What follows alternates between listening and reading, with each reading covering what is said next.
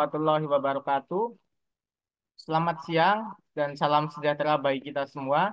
Om Swastiastu, Namo Buddhaya, salam kebajikan. Rahayu, rahayu, rahayu. Selamat datang di acara webinar Karir Fair dengan tema Meniti Karir di Dunia Hukum, Peluang dan Tantangan bagi Advokat Muda yang diselenggarakan oleh Himpunan Mahasiswa Islam Komisariat Hukum Unsur. Saya Sulaiman Angreng Kubuana senang sekali akan menemani seluruh peserta dalam acara webinar Karir Fair dengan pembicara yang sangat keren. Pada hari ini, Minggu 27 Oktober 2024. Pertama-tama, marilah kita panjatkan puji dan syukur kehadirat Allah Subhanahu wa Ta'ala yang telah memberikan rahmat serta hidayahnya kepada kita semua guna mengikuti acara HMI Karir Fair di siang hari ini. Saya berharap acara ini dapat memberikan wawasan dan inspirasi bagi kita semua, terutama dalam meniti karir di dunia hukum. Di akhir acara, kita juga ada pengumuman untuk penanya terbaik, teman-teman.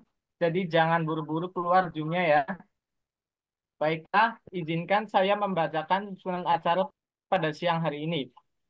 Yang pertama ada pembukaan, yang kedua ada menyanyikan lagu Indonesia Raya, yang ketiga sambutan-sambutan Latihan gimana ceritanya ngangkat tangan aja susah. Hah? moderator, yang Latihan kelima gimana ceritanya ngangkat tangan pemaparan aja materi oleh susah. pembicara, yang keenam sesi tanya jawab, yang ketujuh ada penyerahan sertifikat pembicara, yang kedelapan pengumuman penanya terbaik, dan yang kesembilan ada sesi dokumentasi. Baik, untuk membuka acara siang hari ini, marilah kita sama-sama membaca basmalah. Bismillahirrahmanirrahim. Hadirin yang berbahagia, untuk memberikan semangat dan rasa nasionalisme pada siang hari ini, kita akan bersama-sama menyanyikan lagu Indonesia Raya. Hadirin dimohon untuk berdiri.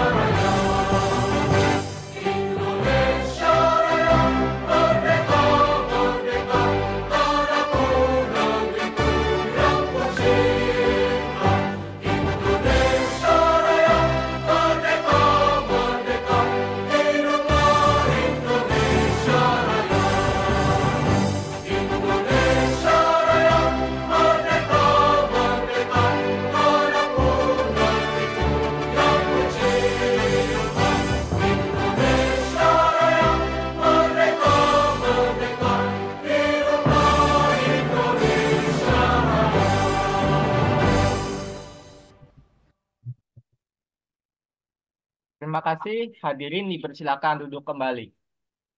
Memasuki acara selanjutnya yaitu sambutan-sambutan. Sambutan pertama dari Ketua Pelaksana HMI Karir Fair kepada Saudara Bagus Mudofar, saya persilakan.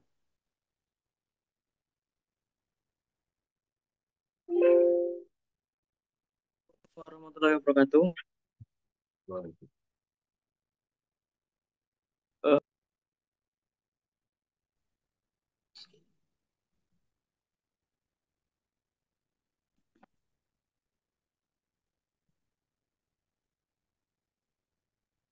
Eh, halo, permisi Mas, apakah sudah masuk? Sudah, Mas? Mas Bagus, sudah? Oke, baik. Assalamualaikum warahmatullahi wabarakatuh. Salam, Om Swastiastu, Namo Buddhaya, salam kebajikan bagi kita semua. Rahayu, rahayu, rahayu. Yang saya hormati Bapak Ana Dwi sebagai narasumber kita pada siang hari ini. Yang saya hormati Ketua Umum HMI Komisariat Hukum Yunda Risma. Yang saya hormati rekan-rekan pengurus Himpunan Mahasiswa Islam serta panitia dan seluruh peserta yang saya banggakan. Puji syukur kehadirat Allah Subhanahu wa taala, Tuhan semesta alam yang telah mempertemukan kita di acara HMI Career Fair dengan tema Meniti Karir di Dunia Hukum, Peluang dan Tantangan bagi Advokat Muda. Tema ini kami pilih untuk membuka wawasan dan memberi inspirasi bagi advokat muda dalam menghadapi dunia hukum yang dinamis. Kami sangat berharap diskusi ini dapat menjadi bekal berharga bagi kita semua dalam memahami tantangan dan peluang yang ada di profesi advokat. Terima kasih sebesar-besarnya kepada semua pihak yang telah mendukung terselenggaranya acara ini.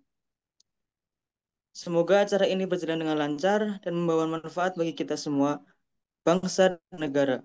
Sekian dari saya. Wassalamualaikum warahmatullahi wabarakatuh. Waalaikumsalam warahmatullahi wabarakatuh.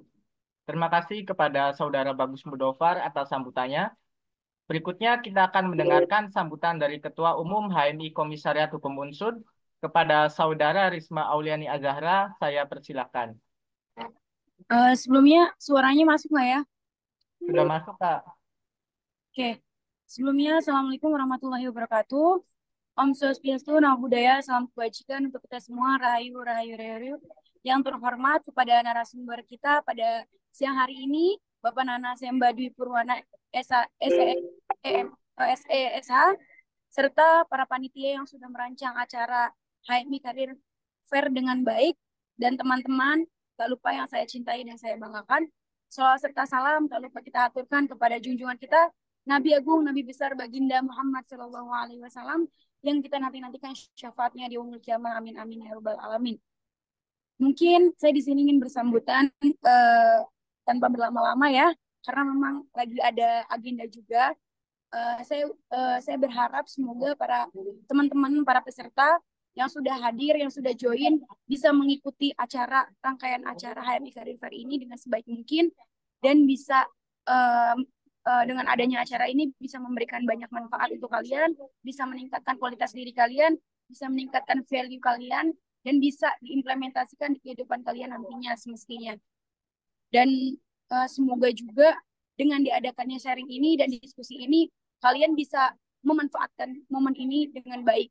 Karena memang dengan narasumber yang sangat keren banget ya, kalian bisa bertanya, bisa berdiskusi, agar bisa menghasilkan sesuatu hal yang memang kalian inginkan. Mungkin segitu aja sambutan dari saya, kurang lebihnya mohon maaf. Wabillahi taufiq wal hidayah. Wassalamualaikum warahmatullahi wabarakatuh. Waalaikumsalam warahmatullahi wabarakatuh. Terima kasih kepada Saudara Risma Auliani Azahra selaku Ketua Umum atas sambutannya. Rangkaian acara selanjutnya adalah kegiatan ini akan dipandu oleh seorang moderator. Sebelum itu, izinkan saya untuk membacakan CV moderator terlebih dahulu. Kepada operator, boleh untuk ditampilkan CV-nya.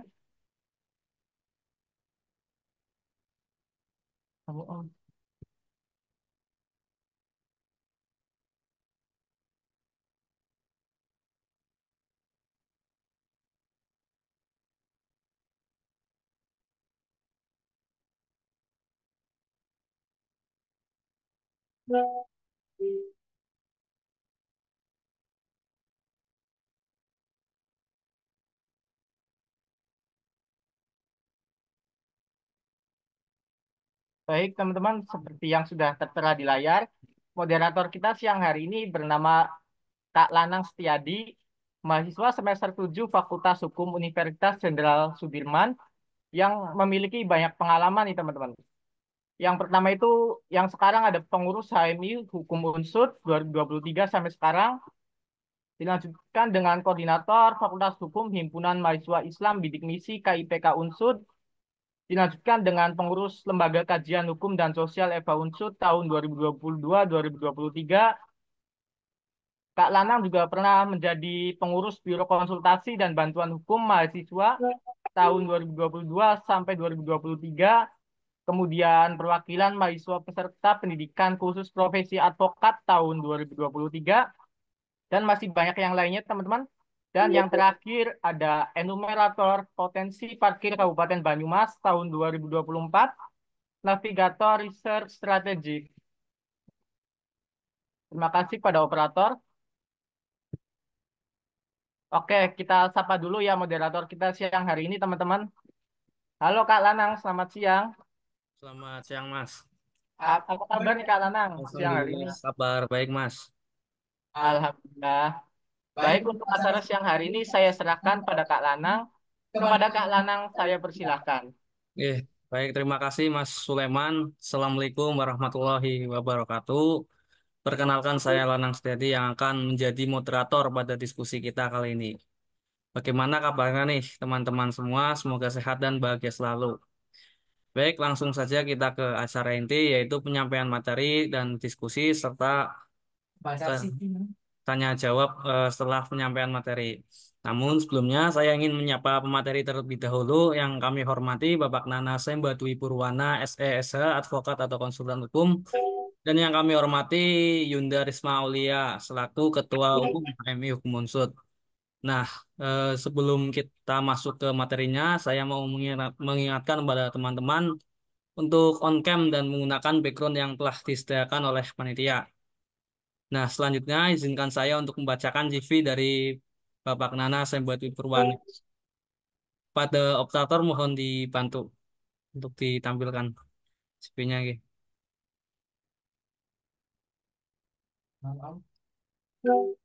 Eh, Beliau Bapak Nana Sembadwi Purwana lahir di Tasikmalaya 16 Juli 1975. Ke bawah tolong. Beliau menempuh pendidikan S1 Manajemen di STIS Semarang, kemudian S1 Ilmu Hukum di Unwiku Purwokerto, dan yang terakhir S2 Magister Hukum Kesehatan di Uninus Bandung. Beliau pernah mengikuti diklat PKPA di Dewan Pengacara Nasional tahun 2024, kemudian pengalaman kerja yang cukup banyak. Scroll. Beliau pengalaman kerjanya sangat banyak dan luar biasa sekali. Dan yang terakhir beliau sebagai advokat konsultan hukum dari 2024 sampai sekarang. Kemudian ada pengalaman organisasi.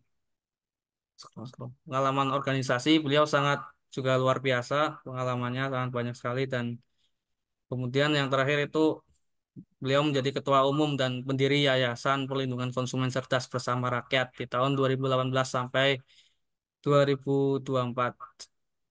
Ya, sangat luar biasa sekali ya pembicara kita pada kali ini. Pada Bapak Nasem Badui Purwana, saya silakan kita langsung saja mulai acaranya. Baik, terima kasih Mas Lanang dan rekan-rekan semua, teman-teman semua. Assalamualaikum warahmatullahi wabarakatuh. Alhamdulillahirabbil alamin. Rabbil nasta'inu ala umuri dunya wa din wa salatu wassalamu ala asrofil anbiya'i wal mursalin wa ala alihi washabihi ajmain amma ba'du. Puji syukur kehadirat Allah Subhanahu wa taala yang mana pada hari ini kita bisa berkumpul di Zoom ya, bertatap muka, yang mudah-mudahan kegiatan HMI ini rekan-rekan Fakultas Hukum Unsud diberi kelancaran dimudahkan oleh Allah Subhanahu wa taala. Salawat dan salam tak lupa kita curahkan kepada junjungan kita Nabi Agung Muhammad SAW beserta keluarga, sahabat, dan insya Allah kita selalu istiqomah mengikuti sunnah-sunnah. Terima kasih teman-teman semuanya, sama teman-teman mahasiswa, saya juga mahasiswa, saya terus belajar sama dengan teman-teman semuanya. Ya, mudah-mudahan kegiatan ini terus berjalan, ya. Jangan henti-hentinya kita terus belajar. Sampai sekarang saya juga belajar terus. Oke, terima kasih. Saya pernah di Unsud juga di tahun 94 pernah di Unsud. Perkenalkan dulu, nama saya Nana Sembadwi Purwana, sarjana ekonomi SESH. Saya pernah kuliah di Fakultas Ekonomi Unsud, ya, D3 Administrasi Keuangan Manajemen di tahun 94. Tahun itu ya sangat luar biasa kondisi ekonomi saat itu. bahkan kalau ngalami di tahun 98 itu ngalami apa namanya demo dan sebagainya. Alhamdulillah saat ini masih kondisinya udah, insyaallah mudah-mudahan mudah sekali ya. Kita mau mengakses apapun mudah sekali, ilmu banyak, mau lewat Google, mau apapun, ya medsos banyak. Memang dulu susah sekali. Kita kalau pengen belajar tuh benar-benar harus cari buku, ya rekan-rekan semuanya. Ya, eh, betul tadi yang disampaikan untuk kurikulum vitae saya, CV saya tidak ada yang istimewa, biasa aja. Ya, lebih banyak di lembaga keuangan ini, Mas Lanang. Ya, saya banyak pengalaman kerja di lembaga keuangan 12 tahun, Mas Lanang. Jadi kalau teman-teman semuanya tahu lembaga keuangan salah satunya perusahaan pembiayaan atau leasing. Leasing itu lebih ke kredit kendaraan bermotor. Ya, tapi banyak sekali memang. Kenapa sih akhirnya saya ngambil fakultas hukum, ngambil dunia hukum? Saat itu memang nggak begitu senang gitu dunia hukum ini. Bahkan mohon maaf zaman dulu tuh ketika lewat pengadilan, lewat kantor polisi kalau bisa cari jalan lain. Karena dulu sering kalau pakai motor tuh nggak ada, nggak pakai helm, ya nggak pakai apa spion dan sebagainya. Jadi justru sekarang ini justru sesuatu dunia yang memang baru dan bagus buat kami, ya buat saya pribadi. Jadi dunia hukum itu ternyata sangat luas. Jadi dunia hukum itu ada macam-macam ya, ada hukum bisnis dan sebagainya, banyak sekali. Hampir semua aktivitas itu penuh dengan eh, apa namanya permasalahan hukum. Jadi saya mulai awal masuk dunia hukum itu karena kami dari selesai di lembaga keuangan 2016, dari 2005 sampai 2016 sampai di posisi kolektor, jadi surveyor, analis lidik, koordinator, dan sampai terakhir jadi kepala cabang perusahaan pembiayaan. Nah, di 2016 saya resign, kami bikin komunitas awalnya. Ya, akhirnya sekarang di organisasi, namanya Perkumpulan Camp Bebas Riba awalnya. Ya, sampai sekarang sudah berlegalitas 2017, berdirinya di September 2016, legalitas 2017, sampai hari ini. Mohon maaf kemarin Mas Lanang baru selesai rakernas di Solo, tadinya 3 hari, tapi memang kita pepetin dia sehari ini untuk persiapan Munas di eh, bulan Mei 2025, rencananya di Bandung. Itu salah satu organisasi kami. Kebetulan saya juga salah satu pendiri di Yayasan Perlindungan Konsumen Cerdas Bersama Rakyat. Belum lama ini kami dirikan dengan rekan-rekan advokat, yayasan, lembaga bantuan hukum Macan Indonesia. Kepanjangannya Masyarakat Cerdas Amanat Negara Indonesia. Itu ya, saya juga aktif di pengurus di PDM Muhammadiyah Kabupaten Banyumas juga di Majelis Hukum dan HAM. Ya, di Muhammadiyah saya paling junior dibandingkan senior rata-rata profesor doktor. Jadi saya alhamdulillah senang sekali jadi bisa belajar rekan-rekan semuanya. Baik, untuk pintar saya jadi advokat belum lama Mas Lanang. Jadi belum ada 1 tahun, hanya di CV itu di 2004, belum lama. Jadi apa namanya? Eh, saya di organisasi advokat PPKI, eh, apa namanya, Perkumpulan Pengacara dan Konsultan Hukum Indonesia, itu belum lama, tapi memang karena kami pernah di lembaga keuangan di lembaga keuangan sering bersentuhan dengan hukum, terus pernah di lembaga perlindungan konsumen juga, jadi jadi punya pengalaman. Untuk materi kali ini tentang pengenalan pengenalan tentang dunia advokasi. Yang perlu diketahui, advokasi apa sih? Advokasi ini kan, advokasi ini apa namanya, banyak kali pengertian. Kalau mengacu Undang-Undang Advokat nomor 18 tahun 2003, Advokasi itu apa sih? Proses ataupun upaya strategis yang berencana untuk mendapatkan komitmen ataupun dukungan dari para pihak terkait. Orang yang bekerja melakukan advokasi disebut advokat. Apakah semua yang melakukan advokasi itu advokat? Ya, tidak juga. Jadi, sebelum saya jadi advokat, saya sering melakukan advokasi. Jadi, bendera organisasi, lembaga, lingkungan konsumen, dan sebagainya kita mengadvokasi. Apa namanya, advokat itu tidak harus, advokasi itu tidak harus advokat. Itu, terus pelaku advokasi itu siapa aja sih? Gitu. Ya, kalau advokat sudah jelas, ya. Bisa dilakukan oleh individu atau kelompok. Syarat mereka paham akan masalah, berkemampuan, percaya, dan dihormati. Sangat peduli, yang jelas. Tidak tercela. Nah, pelaku advokasi itu siapa aja sih?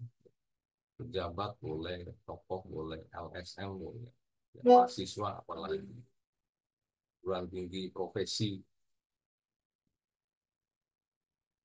Fungsi-fungsinya, tujuannya apa sih sebetulnya untuk advokasi itu? Biar bisa membantu pihak masyarakat yang sedang memiliki permasalahan hukum untuk memperoleh hak-haknya, ya, menyelesaikan hubungan nilai-nilai yang ada, ya, menyelesaikan, ya, mengatasi sengketa ataupun masalah. Alhamdulillah, advokasi itu memang tidak selalunya litigasi, ya, non litigasi juga bisa. Sudah kita upaya litigasi ke pengadilan, ya, proses hukum ke kepolisian, tapi kalau masih belum ada titik temunya, ya, lakukan penyampaian pendapat di muka umum. Kalau teman-teman mahasiswa demo, unjuk rasa, pernah nggak saya melakukan unjuk rasa beberapa kali? Ya, sampai hari ini nih kita sedang mau melakukan penyampaian pendapat di muka umum. Jadi kita sedang advokasi eh, tower, jadi tower BTS, tower bersama di eh, apa namanya, di desa Karangsalam Lor Baturaden. Jadi ternyata izinnya belum ada saat itu, tapi sudah ada pembangunan. Ya, kalau zaman dulu itu namanya apa sih kalau perizinan itu? Apa namanya? Eh, Kalau sekarang PBG itu belum ada itu izinnya. Ternyata ketika kita konfirmasi ke apa namanya, perizinan satu pintu belum ada, terus untuk jaringan ke Kominfo juga nggak ada, kan? Makanya penting sekali advokasi, unjuk rasa itu penting sekali, penyampaian pendapat di muka umum penting sekali.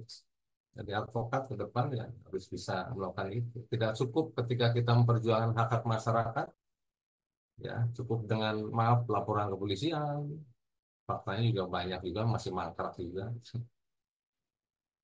Tapi intinya kita follow up terus. Terus kalau kita proses hukum di pengadilan ya nggak cukup juga.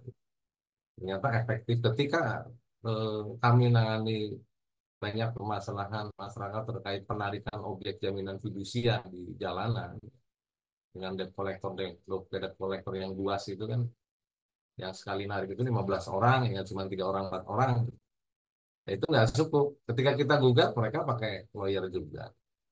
Kalau kita proses hukum, ya, yang mungkin yang diproses hukum debt collector yang di jalanan, tapi yang memerintahkan perusahaan pembiayaan leasingnya mereka santai-santai aja cuci tangan. Makanya kita berapa kali melakukan penyampaian pendapat di muka umum. Jadi kita audiensi dulu permohonan ke Kapolres. Ketika tidak diindahkan ya kita lakukan unjuk rasa itu. Ternyata efektif sekali. Ya. Ketika kantor bank atau kantor leasing kita unjuk rasa, kita demo, ada 100-200 orang di situ. Yang pasti dari perusahaan pembiayaan tersebut yang meminta bantuan keamanan dari pihak kepolisian. Ya. Ya, keluar biaya banyak juga. Satu hari kantor leasing tutup atau bayangin bank tutup, ya ruginya berapa kan gitu. Masa sih hanya apa mau memberatkan apa kalau bahasa Jawa arep ngepoti eh, mobil yang sudah ditarik yang jelas-jelas itu jelas melanggar gitu. Karena debt collector itu tidak boleh menarik kendaraan kan gitu. Tidak boleh mengeksekusi seenaknya. Jelas putusan MK nomor 18 Romawi 17 tahun 2019 bahwa terkait objek jaminan fidusia itu memang harus ada apa namanya, harus ada perintah dari pengadilan, harus ada putusan dari pengadilan kan gitu. Jadi caranya gimana perusahaan biaya ketika mau mengeksekusi objek jaminan fidusia kendaraan, motor, mobil gitu. Jadi perusahaan biaya kalau misalnya sudah melayangkan SP123 nggak cukup dikatakan uang prestasi. Nah, ternyata harus mengajukan gugatan dulu. Mau gugatan biasa silakan, gugatan sederhana silakan. Ya, nanti diputuskan sama hakim di pengadilan. Jadi untuk menentukan bulan prestasi aja harus diputuskan di hakim di pengadilan. Ya, apalagi ketika mengeksekusi. Karena eksekusi itu jelas itu perintah dari pengadilan. Harus ada perintah dari ketua pengadilan yang menjalankan jurusita pengadilan. Walaupun nanti minta bantuan dari apa, penegak hukum, polisian. Seperti itu. Advokasi penting sekali masyarakat, apalagi kondisi sekarang ini di bidang kesehatan, lingkungan, dan sebagainya. Ya, di antaranya alat untuk mencari suatu keadilan, menyelesaikan atau mengatasi sengketa atau masalah. Ya, saya lihat Mas Lanang ini pengalaman di kurikulum kita kan ada penyelesaian arbitrase dan sebagainya. Betul Mas Lanang ini terkait banyak sekali yang kita eh, apa, sedang kita alami juga terkait pengetahuan bank-bank syariah di Indonesia ini terkait akad-akad syariah. Ternyata masih banyak sekali orang yang kerja di bank syariah nggak paham tentang akad akad syariah. Apa itu murabahah, mudorobah, musyarakah, ijarah, kan gitu. Nah, penyelesaian perkara apa namanya perkara eh, nasabah itu dengan kreditur itu untuk bank konvensional dengan bank syariah berbeda karena undang-undangnya sudah jelas berbeda. Undang-undang perbankan itu undang-undang konvensional kan nomor berapa itu nomor 10 tahun 98 ya. Tapi kalau tentang bank syariah itu nomor 21 tahun 2008. Pelaksanaan juga ketika ada permasalahan ya pasti berbeda. Kan gitu. Ketika para pihak sengketa kalau bank syariah harus dikembalikan lagi ke akad. Akadnya apa? Akad murabah, mudorobah. Nah, ini banyak sekali bank syariah yang melakukan praktek seperti konvensional. Jadi kalau dalam syariah itu ketika keluar dari akad itu ya udah batil gitu. Itu faktanya seperti itu. Jadi apa namanya mekanisme penyelesaian permasalahan debitur terkait syariah itu memang berbeda. Ya, ada badan arbit kita kedua belah pihak datang ke badan arbitrase syariah nasional dulu. Ya, setelah itu baru melakukan gugatan ekonomi syariah kemana ke pengadilan agama karena kewenangan ekonomi syariah di saat ini di pengadilan agama. Aturannya seperti itu. Nah, nanti mungkin ada petitum di situ permohonan mau kita eksekusi, mau peletakan sita jaminan, mau lelang, itu nanti yang menentukan yang memerintahkan dari pengadilan. Itu seperti itu. Nah, tapi banyak sekali bank-bank syariah yang melakukan praktek seperti konvensional. Baik, selanjutnya strategi advokasi membangun jaringan dengan organisasi. Jadi alhamdulillah karena saya basicnya di organisasi terus lama zaman zaman di Unsut itu saya main musik Mas Lanang saya kan jadi senang musik jadi dulu kan ada Sasmi ya makanya banyak sekali penyesalan ya tapi tidak boleh disesali kenapa sih kok nggak dari dulu gua aktif gitu di HMI guys jadi aktifnya saya nongkrong Mas dulu tuh tapi ternyata nongkrong juga manfaatnya banyak juga ya ketika saya jadi kepala cabang leasing ketika saya merekrut marketing dan kolektor itu saya nggak cari name-nya yang 3 koma itu nggak nyarinya yang 2,3 yang 2,5 2,7 Yang penting yang saya tanya itu bukan NEM-nya, kayak apa, IPK-nya. Mas bisa biasa nongkrong di mana? Senang main enggak? Gitu. Karena biasanya orang yang senang main, senang nongkrong itu secara pergaulan itu luas gitu. Gitu. Jadi kalau saya butuh orang-orang marketing kolektif yang memang siap. Tapi ketika saya coba yang IPK itu 3,6, 3,5 itu tutup buku itu. Di lapangan ya ternyata nggak punya link. Banyak yang seperti itu. Jadi banyak sekali strategi-strategi yang dilakukan. Ya.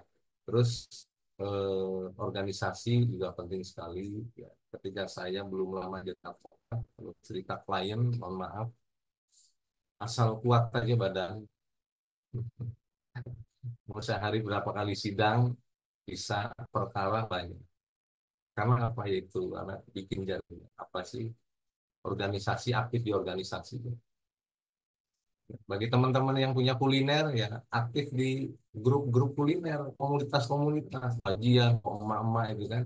Ternyata ketika emak-emak ini aktif di beberapa kegiatan arisan, terus mohon maaf kegiatan-kegiatan kajian dan sebagainya, bisa emak-emak tuh banyak sekali orang perempuan itu. Ternyata ketika buka kuliner itu mereka share itu luar biasa, apalagi punya medsos dan sebagainya. Ya kalau saya sampai hari ini masih gaptek, beda kalau teman-teman mahasiswa yang sekarang ini kan gaul-gaul. Jadi kami berharap rekan-rekan semua di teman-teman di calon advokat ini lebih aktif di organisasi apapun yang baik, semua organisasi bagus. Ya. Bisa di perserikatan, organisasi, federasi apapun itu banyak sekali manfaatnya. Bahkan di kelas komunitas musik aja itu manfaatnya banyak. Ya, ketika ada teman-teman yang maaf tadinya punya studio musik besar sekali, kolek karena tekanan bank dan sebagainya, ketika minta tolong saya juga kan gitu. Padahal orang musik gitu kan. Jadi dunia hukum itu sangat luas sekali. Nah, adik saya itu ada yang jadi dokter, dokter spesialis dan sebagainya. Saya ngambil S2 hukum kesehatan. Kan ada wacana ke depan mungkin mau bikin rumah sakit dan sebagainya ataupun tidak, kita bisa belajar tentang hukum kesehatan.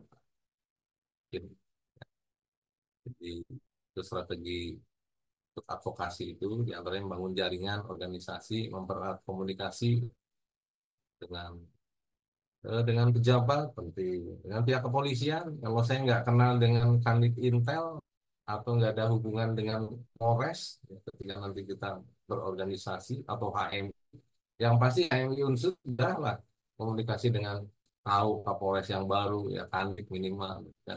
Ketika kita memang mentok harus audiensi, harus demo, ya enak, tinggal kontak aja, tinggal surat kita layangkan, minimal pemberitahuan dulu kan seperti itu di antaranya ya lobby-lobby ya, tentang mahasiswaan dan masyarakatan di antaranya. Terus media juga penting sekali. Alhamdulillah saya punya media online walaupun belum terkenal, sindikasi dengan Promedia. Ya, PT Cerdas Media Purwana. Jadi purwokertoinsight.com, purwokertoinsight.com. Itu jadi saya juga bisa belajar tentang jurnalis ya penting sekali jadi bisa nulis ngerti ketika kita mau bikin gugatan, ketika mau bikin replik dan sebagainya itu kan jadi kita lebih mahir lagi. Jadi mengasah terus itu langkah-langkah awal menjadi advokat. Jadi saya nih dari pengalaman saya pribadi, saya kuliah di Undikri, ya, Mas Lanang dan teman semuanya. Eh, kalau tahu gitu ya saya dari Unsut dulu gitu. Jadi banyak teman-teman saya yang jadi dosen di Fakultas Hukum, ya. Mas Manunggal Kawardaya dan sebagainya dengan itu teman-teman SMA. Ya, ketika kuliah beliau di Fakultas Hukum, saya ekonomi. Sama-sama senang musik. Cuman saya apa namanya lebih kalau Mas Anggi lebih ini saya lebih mikir ke ekonomi ya karena saat itu memang orang tua saya PNS guru anak empat harus menghidupi anak empat kuliah semua jadi kadang saya harus mengalah ya beda Mas Anggi saat itu. Oke.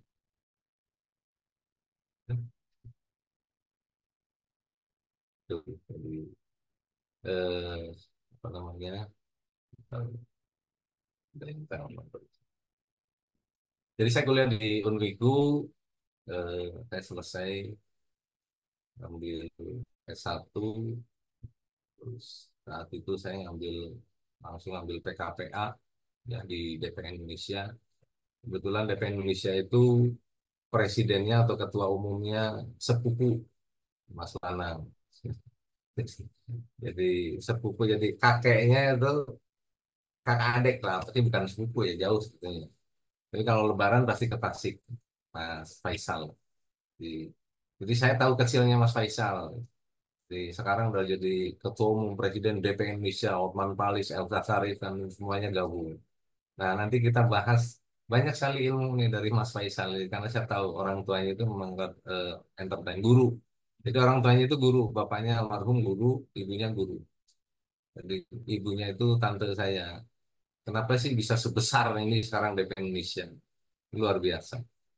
Jadi dia itu memang punya jiwa entertain. Ketika lulus di Fakultas Hukum UI, ya, dia ngambil PKPA, dia UPA, dia ngambil organisasi advokatnya saat itu di KAI. Makanya saat itu dia bikin PT Kudu Berkah Bersama. Jadi konsultan haki yang minta saya suruh jadi ketua atau pimpinan di Jawa Tengah. Saya handle, saya sempat bikin apa, ngurusi hak kekayaan intelektual, pendaftaran merek dan sebagainya. Nah, seiring berjalan waktu, dia bikin FHP dulu itu. Nggak ada tempat, nggak punya gedung. Sekarang di setiap provinsi punya gedung, punya sendiri. Udah miliar, udah kaya raya lah. Cuman bedanya sama Hotman Paris senang pakai senang pakai ali-ali gitu kan. Emas dan sebagainya. Kalau beliau tidak. Karena memang basic agamanya lebih kuat. Tapi ya semua pakaian Allah semuanya branded karena memang banyak duit. Kenapa enggak kalau kita banyak duit? Orang bisa beli, beli. Akhirnya saya ngambil PKPA, ya saat itu ngambil PKPA-nya Zoom, upahnya Zoom, ya, karena saya juga harus sambil bekerja, nah, supaya punya anak, saya harus mencukupi kebutuhan. Berbeda ketika saya zaman seperti Mas Lanang teman-teman, saya bisa cuma minta duit ke orang tua atau sambil bisnis, ya, saya fokus belajar, tapi lebih banyak fokus nongkrong, masa fokus main lah saat itu. Ya, dulu itu masih SPP masih 180 Mas Ranang, 180.000. Saya sangu itu dikasih sama almarhum ibu 1.500. Jadi 1.500 itu bisa buat naik angkot, 500 buat beli rokok, saya tulisnya rokok. Terus sama apa namanya, sama beli pecel itu dulu tuh. Jadi di depan fakultas apa sih? Sebelah fakultas ekonomi itu dekat Sasmi dulu. Saya nggak tahu yang sekarang itu ada warung dulu itu di situ buat nongkrong gitu. Nah, kan teman-teman fisik juga ada pengen nongkrong di situ. Tapi kalau lapangan hijau masih ya di situ ya. Kalau di ekonomi ya, itu biasa buat acara-acara musik di situ. Nah, akhirnya saya ngambil PKPA, ujian profesi, selesai. Terus saya sebelumnya memang saya magang di salah satu kantor hukum namanya Fradi WPI itu, ya Subur Jaya itu di situ. Terus ketika saya selesai, saya telepon sama Faisal Hafiz. Saya mau ambil PKPA apa penyumpahan di situ bisa nggak? Oh nggak bisa penyumpahan karena penyumpahannya usia ijazahnya harus 2 tahun katanya. Berarti kapan nih? 2026 kelamaan. Saya carilah organisasi advokat lain.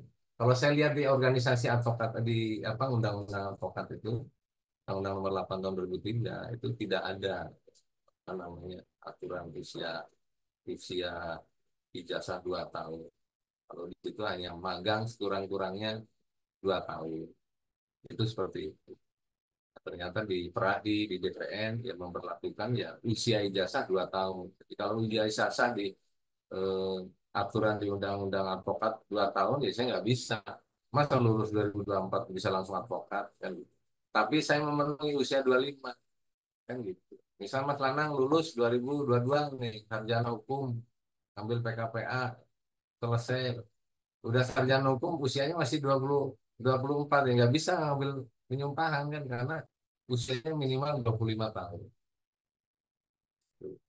Alhamdulillah bisa di PPKI. Penyumpahan sama Pradi, mau Pradi SAI, mau Pradi Oto, mau KAI, mau IKADIN, semua organisasi advokat itu ketika di Jawa Tengah domisilinya penyumpahannya di Pengadilan Tinggi Jawa Tengah. Jadi belum lama penyumpahan, ya. Tapi sama ketika saya sidang ketemu lawannya dari Pradi, KAI, misalnya 3 orang, 4 orang, ya sama kita sama-sama sidang.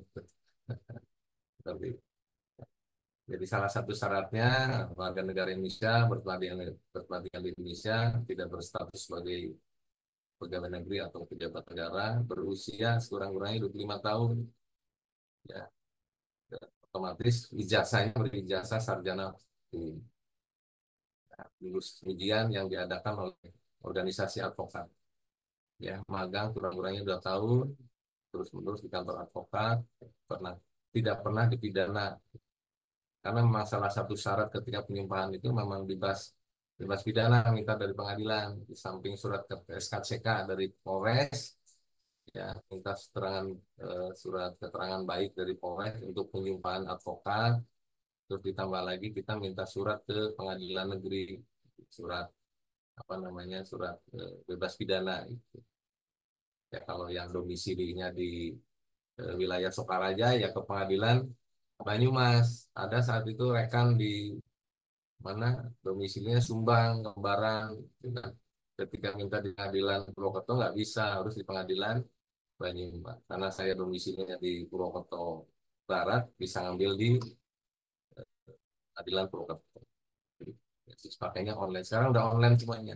Ya, itu berlaku baik, juga bertanggung jawab dan sebagainya. Ini langkah-langkahnya mengikuti PKP yang jelas upah tadi, jelas saya sampaikan, mengikuti magang, peluang karir bagi advokat muda, dan pokoknya bagi teman-teman yang fakultas hukum nyesel lah kalau nggak jadi advokat, benar. Waktunya luang, ya kan, kita mendapat penghasilan berapapun, banyak sekali orang-orang yang kerja di pengadilan ngambil pensiun dini, atau polisi ngambil pensiun dini untuk menjadi advokat. Satu, waktunya bebas luang, ya. Masalah eh, apa namanya, upah dan sebagainya itu bisa diskusi dengan calon klien sebagainya. Itu, nah, ini gaji seorang pengacara yang didapat dari honor. Ada nggak pengacara atau kantor hukum yang kerjasama dengan beberapa perusahaan sebagai legal? Banyak, ya. Tapi saya tidak tertarik dengan legal lembaga keuangan, gitu. Leasing, mau bank, saya nggak berminat. Nah, sekarang lebih banyak bantu masyarakat yang terlilit permasalahan hutang, ya, tekanan-tekanan debt kolektor, kolektor pinjol dan sebagainya. Tapi bisa nggak jadi legal di satu perusahaan, legal di rumah sakit, legal di perusahaan-perusahaan, banyak sekali advokat itu. Jadi perkara-perkara pidana, perkara-perkara perdata, mau bisa jadi kurator, mau fokus ke pidana, monggo, urusan PT UN, banyak sekali peluang di apa namanya, jadi pengacara, jadi advokat, ya. Kita bisa menambah ilmu, ya. Peran dan tanggung jawab advokat memberikan konsultasi hukum pada klien, bela perkara yang jadi tanggung jawabnya sesuai dengan kuasa yang telah diberikan klien. Ya, mewakili, mendampingi klien dalam bidang keadilan, dagang keadilan, menyusun kontrak-kontrak, ya, draft-draft, janjian, berikan pelayanan jasa hukum secara gratis. Makanya kita juga harus berbagi juga, tidak selalunya. Betul, memang advokat itu profesional, tapi ada kalanya kita berbagi. Kita beberapa kali alhamdulillah bisa menyelesaikan permasalahan anak-anak 3 orang, 4 orang, orang Sokaraja, ya, Kalibagor yang mungkin mancing, tapi ternyata mancing di kolamnya orang, ya, usianya baru 17 tahun, ternyata ditekan dari salah satu oknum kepolisian, Kapolsek saat itu. Kita advokasi, dimintain duit 10 juta, ya kan. sampai orang tuanya nggak bisa tidur, nggak enak makan dan sebagainya. Kita advokasi alhamdulillah selesai. Cuman ngasih duit 100.000 sama ganti ikan 8 biji selesai. Jadi alhamdulillah kami bisa sering melakukan advokasi-advokasi non litigasi efektif, efektif tidak waktunya tidak buang-buang waktu lah. Kalau di pengadilan udah nunggunya lama ya, jadwal sidang jam 9, kebagian jam 1 ya kan, sidang cuma 5 menit misalnya. Jadi kalau bisa, oke, kalau yang masih muda selesaikan kuliah, ambil profesi advokat ya, magang di mana-mana, ikut apa namanya kantor hukum yang terkenal ya, di luar kota sekian, kota yang besar, biar pengalamannya luas sekali. Karena faktanya itu ketika kita kuliah di Fakultas Hukum, ilmu yang didapat kalau menurut saya cuma 5%. Yang 95% itu di lapangan, di jalanan, di lapangan. Jadi banyak sekali ilmu di luar. Jadi beda sekali dengan praktek. Teori dan praktek berbeda sekali. Makanya ketika kita sidang di pengadilan, ya tahu di ruangan sidang itu banyak mahasiswa yang lagi magang, bisa mengikuti kegiatan praktek peradilan, makanya hakimnya juga akan melakukan apa namanya yang secara apa namanya secara prosedur sekali. Jadi, tantangan yang dihadapi advokat muda, ya, penggunaan teknologi informasi ini dimanfaatkan sebaik-baiknya. Ya, rugi sekali ketika zaman now sekarang ini kita tidak mengikuti perkembangan zaman. Zamannya teknologi ikuti, medsos ikuti. Ya, banyak sekali advokat-advokat yang jadi TikToker, jadi influencer dan sebagainya. Boleh-boleh aja nggak apa-apa. Yang tidak boleh itu ketika memampang ini loh saya advokat gitu. Tidak boleh. Jadi boleh saja kita menerima apa namanya kita bahas tentang konten tentang hukum yang cara menghadapi tekanan dari kolektor, pemasaran video dan sebagainya itu boleh-boleh aja. Jadi karena semuanya sekarang udah menggunakan teknologi. Jadi, mungkin kayak Todung Mulia Lubis, pengacara pengadilan senior, Hotman Paris, dan yang muda yang udah sepuh-sepuh lah. Zaman dulu semuanya manual, sekarang mau nggak mau harus ikut ikut juga, ikuti. Bahkan belum lama ini, bulan kemarin itu untuk kasasi aja sekarang udah harus ikut juga Mas Lanang. Gitu. Tapi ada beberapa kalau kemarin ada beberapa kendala, saya nggak tahu ketika mau penyumpah apa namanya pelantikan presiden itu saya nggak tahu. Tanggal 16 sampai tanggal 20 kemarin memang ikut itu kita nggak bisa advokat nggak bisa daftar via ikut, jadi harus manual ke sana dan yang manual juga nggak bisa advokat, harus prinsipal sendiri. Jadi, agak kendala kemarin harus bolak-balik, tapi alhamdulillah sekarang. Jadi justru dimudahkan sekali yang ketika online itu. Ketika jawaban kalau zaman dulu harus hadir replik pembuktian harus semua kan harus hadir. Kalau sekarang gugatan kita bisa sambil tiduran, ibaratnya bikin daftarin gugatan itu, karena advokat itu memang sudah punya password ikut sendiri, Mas Lana, rekan-rekan semua.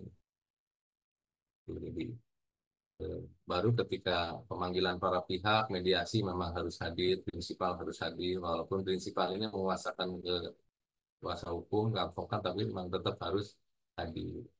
Ketika acara agenda jawaban, sepakat karena mengikut jawaban ya via ikut, kita nggak perlu hadir di pengadilan. Replik, duplik, baru ketika pembuktian baru. Kesimpulan dan putusan ya sekarang ini memang kebanyakan yang memang ikut, nggak perlu hadir. Gitu. Tapi hati-hati sekali. Nah, dunia teknologi ini ya banyak sekali dimanfaatkan oknum-oknum, gitu kan. Terutama permasalahan finansial teknologi atau pinjol itu kan banyak kali. Saya banyak laporan Mas Nanan dari lurah, ya kades atau RT ya, terkait orang yang bunuh diri, mahasiswa, ada juga korban-korban mahasiswa. Saya ada kedatangan mahasiswa dari orang tuanya itu nyampe dia terlilit pinjol karena mainan judi online, tapi sekarang di rumah terus, tapi ya tetap nggak jelas juga karena memang lingkungannya akhirnya mabuk dan sebagainya seperti itu. Sayang sekali. Jadi memang eh, pentingnya pengawasan ya, terkait tentang permasalahan kita kan nggak tahu ya siswa ketika kiriman dari orang tua uang sakunya belum ada terus akhirnya iseng mainan. Alhamdulillah saya nggak paham jadi saya terhindar gitu. Gaptek jadi terhindar gitu. Jadi nggak tahu tuh yang namanya jadi online apa ya. Lihat teman-teman ya ada yang lagi gitu tapi jangan.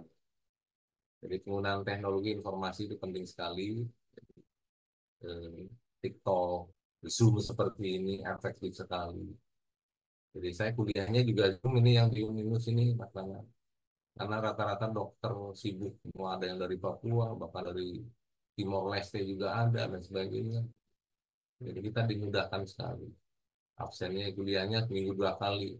Tapi kalau bagi teman-teman ya kalau bisa kuliah reguler, kalau pengen sih reguler. Ya, dari yang dulu kayak zaman saya dulu kuliah itu. Oh, sehari itu dalam 1 minggu padat. Tapi dulu seringnya titik absen dulu. Masih mudah sekali. Ya, jangan diikuti ya. Pokoknya belajar terus, pengalaman, pokoknya sayang lah. Jangan sampai disia-siakan. Dari para perubahan konvensional ke serba digital ini memang dirasakan sekali. Ya. Dan yang sekarang kelihatan sekali Mas Nanang, ketika dulu bayar pajak perkara itu di pengadilan 3 juta, 3.500.000, sekarang nggak nyampe 1 juta. Kan gitu. Kenapa sih kan gitu? Kenapa dulu mahal sekarang murah? Karena semuanya mudah transfer via telepon dan sebagainya. Itu sih setahu saya dulu gitu. Kayak pemeriksaan setempat aja kan nggak salah dulu itu 2 juta. Sekarang nggak nyampe 700. Saya nggak tahu gitu. Memang ada aturan itu apa karena kemudahan karena info apa di bidang teknologi seperti ini. Terus mengirim berkas ke pengadilan juga sekarang mudah sekali. Melakukan pertemuan dan klien juga kan tidak selalunya offline, kita bisa by telepon juga komunikasi. Ada klien yang sampai sekarang saya belum ketemu, ya sudah kenal sih belum ketemu, tapi bisa saya pandu dan bisa saya daftarkan, padahal belum ketemu gitu. Jadi, misalkan kasih arahan Mas, tolong ini bukti-buktinya di Leges ya, yang ini ya KTP ini Leges, scan ke saya. Karena yang kita kirim, yang kita daftarkan ketika advokat itu semua scanan, nah. Gitu. Tanda-tanda baterai scan, yang di Leges di scan, kita scan. Tapi ketika nanti sidang itu yang asli semuanya di bawah. Jadi sekarang dimudahkan sekali. Ya, layanan-layanan ikut kita bisa akses. Sekarang ini mungkin teman-teman bisa banyak belajar juga. Saya juga kadang sering lah kita buka putusan-putusan jurisprudensi, putusan-putusan Mahkamah Agung dan sebagainya. Saya banyak belajar juga. Kita bisa akses. Nanya sama anak, mas anak saya gaptek. Gitu.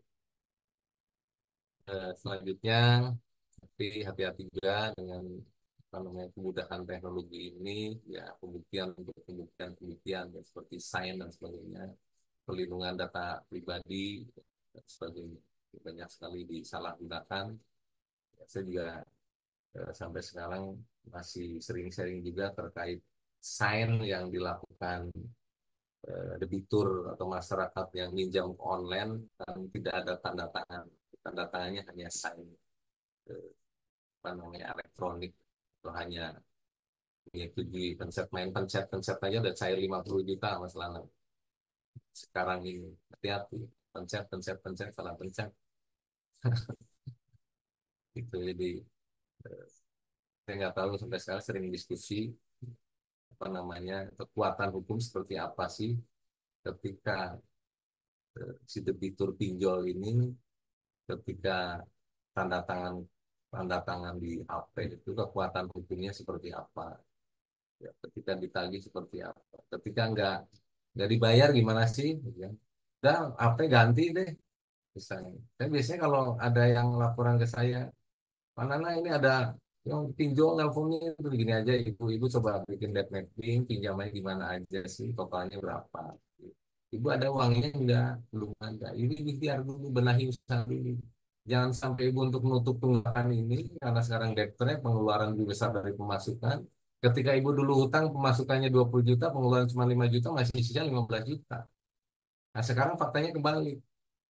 Ya. Pemasukannya 5 juta, pengeluarannya 25 juta. Nggak ketemu, gali lubang, tutup lubang. Makanya saya ngomong, orang Jawa, orang Banyumas itu sakti-sakti. Penghasilan cuma 5 juta, pengeluaran cicilan 20 juta, tapi masih lancar. Ternyata gali lubang, tutup lubang.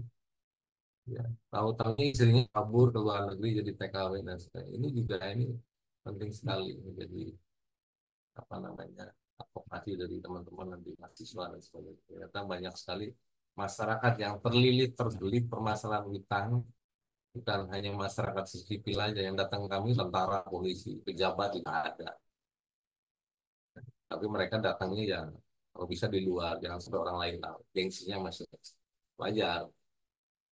Dan nah, hutang itu membuat gelisah di malam hari, terhina di siang hari. Di siang hari terhina, wah ada tetangga, ya kan? Bengong, ngeliatin tetangga dan sebagainya. Takut ditagih, malu sama tetangga. Ya, terhina, dari dimaki-maki, ditagih. Gelisah di malam hari, lah, bingung, gitu kan, deg-degan, besok apa? Ya, besok cicilan ini, tanggal habis penuh dengan cicilan. Ya, akhirnya jadi asam lambung naik. Ya, madu laris, MBO Pro laris. Nah, itu ini salah satu advokasi yang dilakukan organisasi kami, memberikan pencerahan pendidikan tentang permasalahan, tentang konsep-konsep pentingnya golden money management, support system. Kalau saya di Islam itu kan ketika penghasilan yang didapatkan itu dibersihkan dulu untuk zakat, infak, sedekah. Yang terakhir itu. Ya, ketika tahu riba, taubatan nasuha, berazam, bikin cut off dan sebagainya. Kami pun ada mengadvokasi beberapa pedagang di pasar Wage. Kalau Mas Lanang sama teman-teman kalau main, nggak pernah main ya ke pasar ya, mainnya ke mall kayaknya. Jadi kalau main ke pasar Wage, itu bisa dilihat los kios itu berbeda zaman dulu sebelum COVID. Banyak yang kosong, ada banyak yang dijual. Mereka itu kebanyakan itu terlilit, terbeli, terentenir. Ya. Nah, setiap hari itu 40 rentenir itu berkeliaran di situ. Informasi dari beberapa pedagang. Nah, pedagang minjam 10 juta harus ngasih jasa 100.000 sehari. Kalau dalam satu bulan hari Ahad libur berarti 24, berarti per 10 juta 2.400.000 bunganya. Coba bayangin. Ya, ketika penghasilan si A, makanya saya bikin konten, saya bikin tulisan di Purwokerto Insight ini di 2 tahun yang lalu. Ingat, seseorang korban pedagang ini kepalanya itu nyampe saking nggak kuatnya itu di apa namanya dibentur-benturin ke tembok sendiri. Saking stresnya nggak kuat mental. Jadi dulu ketika dikit dia jualan ikan, dagang ikan, ikan laut. Dulu sebelum COVID penghasilan dia sehari masih 2.500.000. Ya, beban cicilan cuma 500. Masih banyak kurangnya, sisanya masih 2 juta. Hari. Sekarang pengeluarannya 2.500.000, pemasukan cuma 300. Nggak kuat mental. Kita advokasi. Caranya gimana kita advokasi nanti? Kesempatan di lain hari. Ini tentang teknisnya, penanganan rentenir dan kolektor dan sebagainya. Materinya begitu pintas. Jadi eh, tentang ada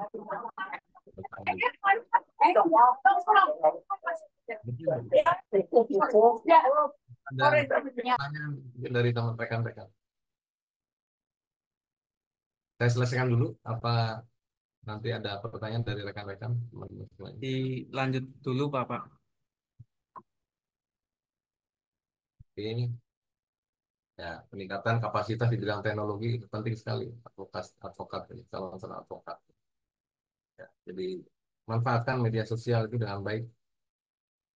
Ya, TikTok, Instagram, banyak sekali teman-teman, rekan-rekan saya yang banyak sekali dapat klien link dari TikTok, forum apa yang mensiarkan organisasinya dan sebagainya.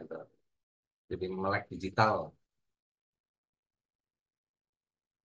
beradaptasi dengan teknologi. Itu mungkin cukup dari saya. Monggo ada rekan-rekan yang ada bertanya, silakan. Oke, baik. Terima kasih Bapak Nana atas materi yang sangat luar biasa dan tentunya sangat bermanfaat ya bagi kita semua. Teman-teman, tadi kita sudah mendengar penyampaian materi tentang advokat. Jadi ada kegiatan advokasi itu bisa meliputi litigasi maupun non litigasi. Nah, advokasi itu penting untuk membantu masyarakat untuk memperoleh hak-hak mereka, mencari keadilan dan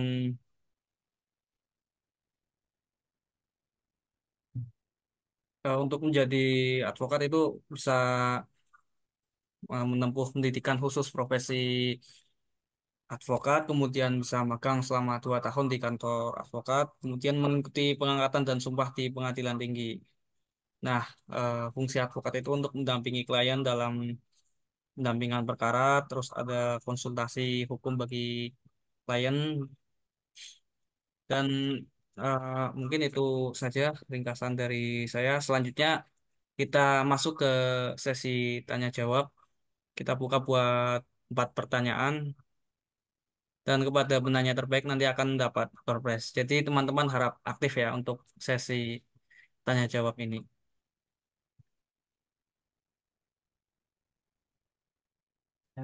Ya, silakan kepada ini Mas Kardo, silakan yang sudah raise hand. Assalamualaikum.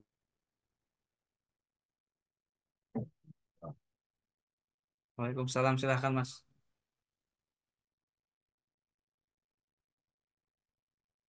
Terima kasih atas kesempatan yang diberikan. Perkenalkan saya Kardo, seorang mahasiswa dari Universitas Banten.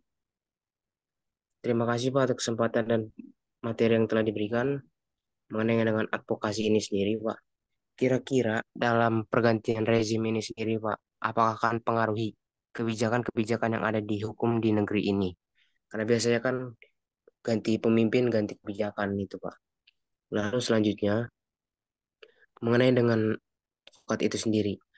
Apakah pekerjaan advokat itu sendiri merasa terbantu atau mungkin terdistruksi, Pak, dengan adanya layanan-layanan bantuan hukum online itu sendiri, lalu juga aplikasi-aplikasi online yang membantu dalam hal ini kepada klien-klien yang membutuhkan keadilan atau mencari keadilan itu sendiri. Lalu selanjutnya, sebagai advokat itu sendiri, ada tidak, Pak, jenjang-jenjang yang perlu didapatkan sebagai seorang advokat selain daripada ilmu hukum itu sendiri, misalnya penguasaan teknologinya kah? Kan sekarang ini juga marak dengan AI itu sendiri. Misalnya ketik hukum sekian mungkin akan keluar sekian. Apakah advokat itu sendiri juga harus peka terhadap teknologi yang demikian dan apakah itu akan berdampak baik buruk maupun positifnya itu sendiri.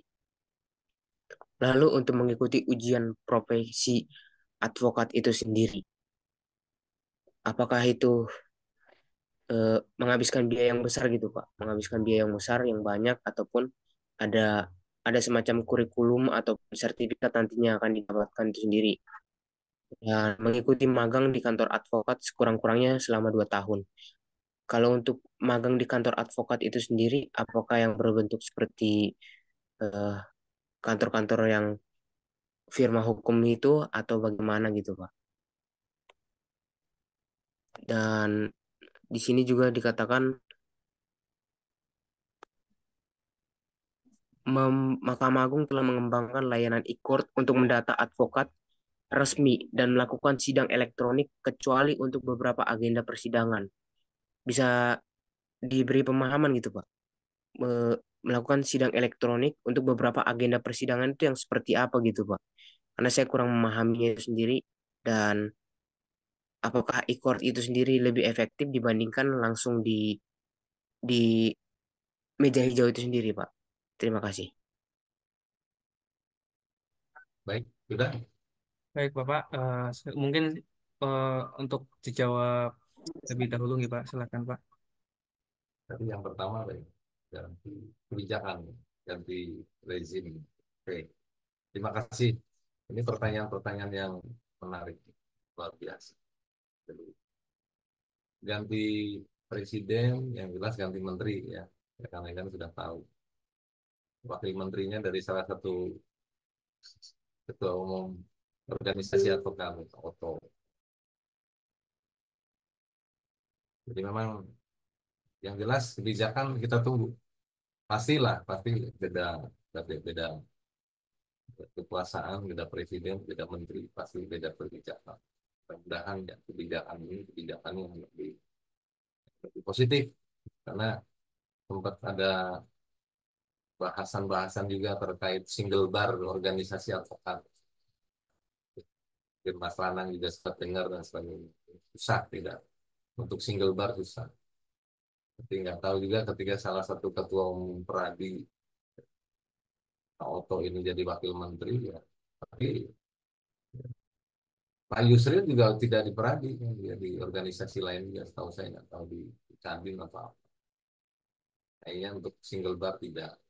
Tapi kalau untuk kebijakan-kebijakan yang lain dan mudah-mudahan kebijakannya untuk apa namanya untuk kebangkitan bangsa, untuk keadilan. Untuk aplikasi di internet ya, untuk ya, tadi sudah disampaikan terkait teknologi, kita harus melek teknologi, jadi harus mengikuti perkembangan zaman. Di samping kita belajar hukum juga perlu nggak belajar. Ada rekan saya lulus sarjana hukum ambil PKPA, dia sekarang ambil komunikasi lulus jadi Eskom, Eskom, Mkom. Ternyata jadi pinter ngomong, jadi TikToker sekarang kliennya banyak, penting sekali. Saya juga belajar public speaking juga. Belajar terus yang memang kita butuhkan, yang nyambung dengan advokat. Kalau ekonomi nyambung nggak sama advokat? Ekonomi ngambil advokat. Yang minimal jadi ilmu ngiritnya ada lah prinsip ekonomi. Ya, jadi ya, ilmu yang nyambung dengan hukum apa sih? Komunikasi, pinter. Beda kalau orang-orang Sumatera itu memang pinter ngomong, jago.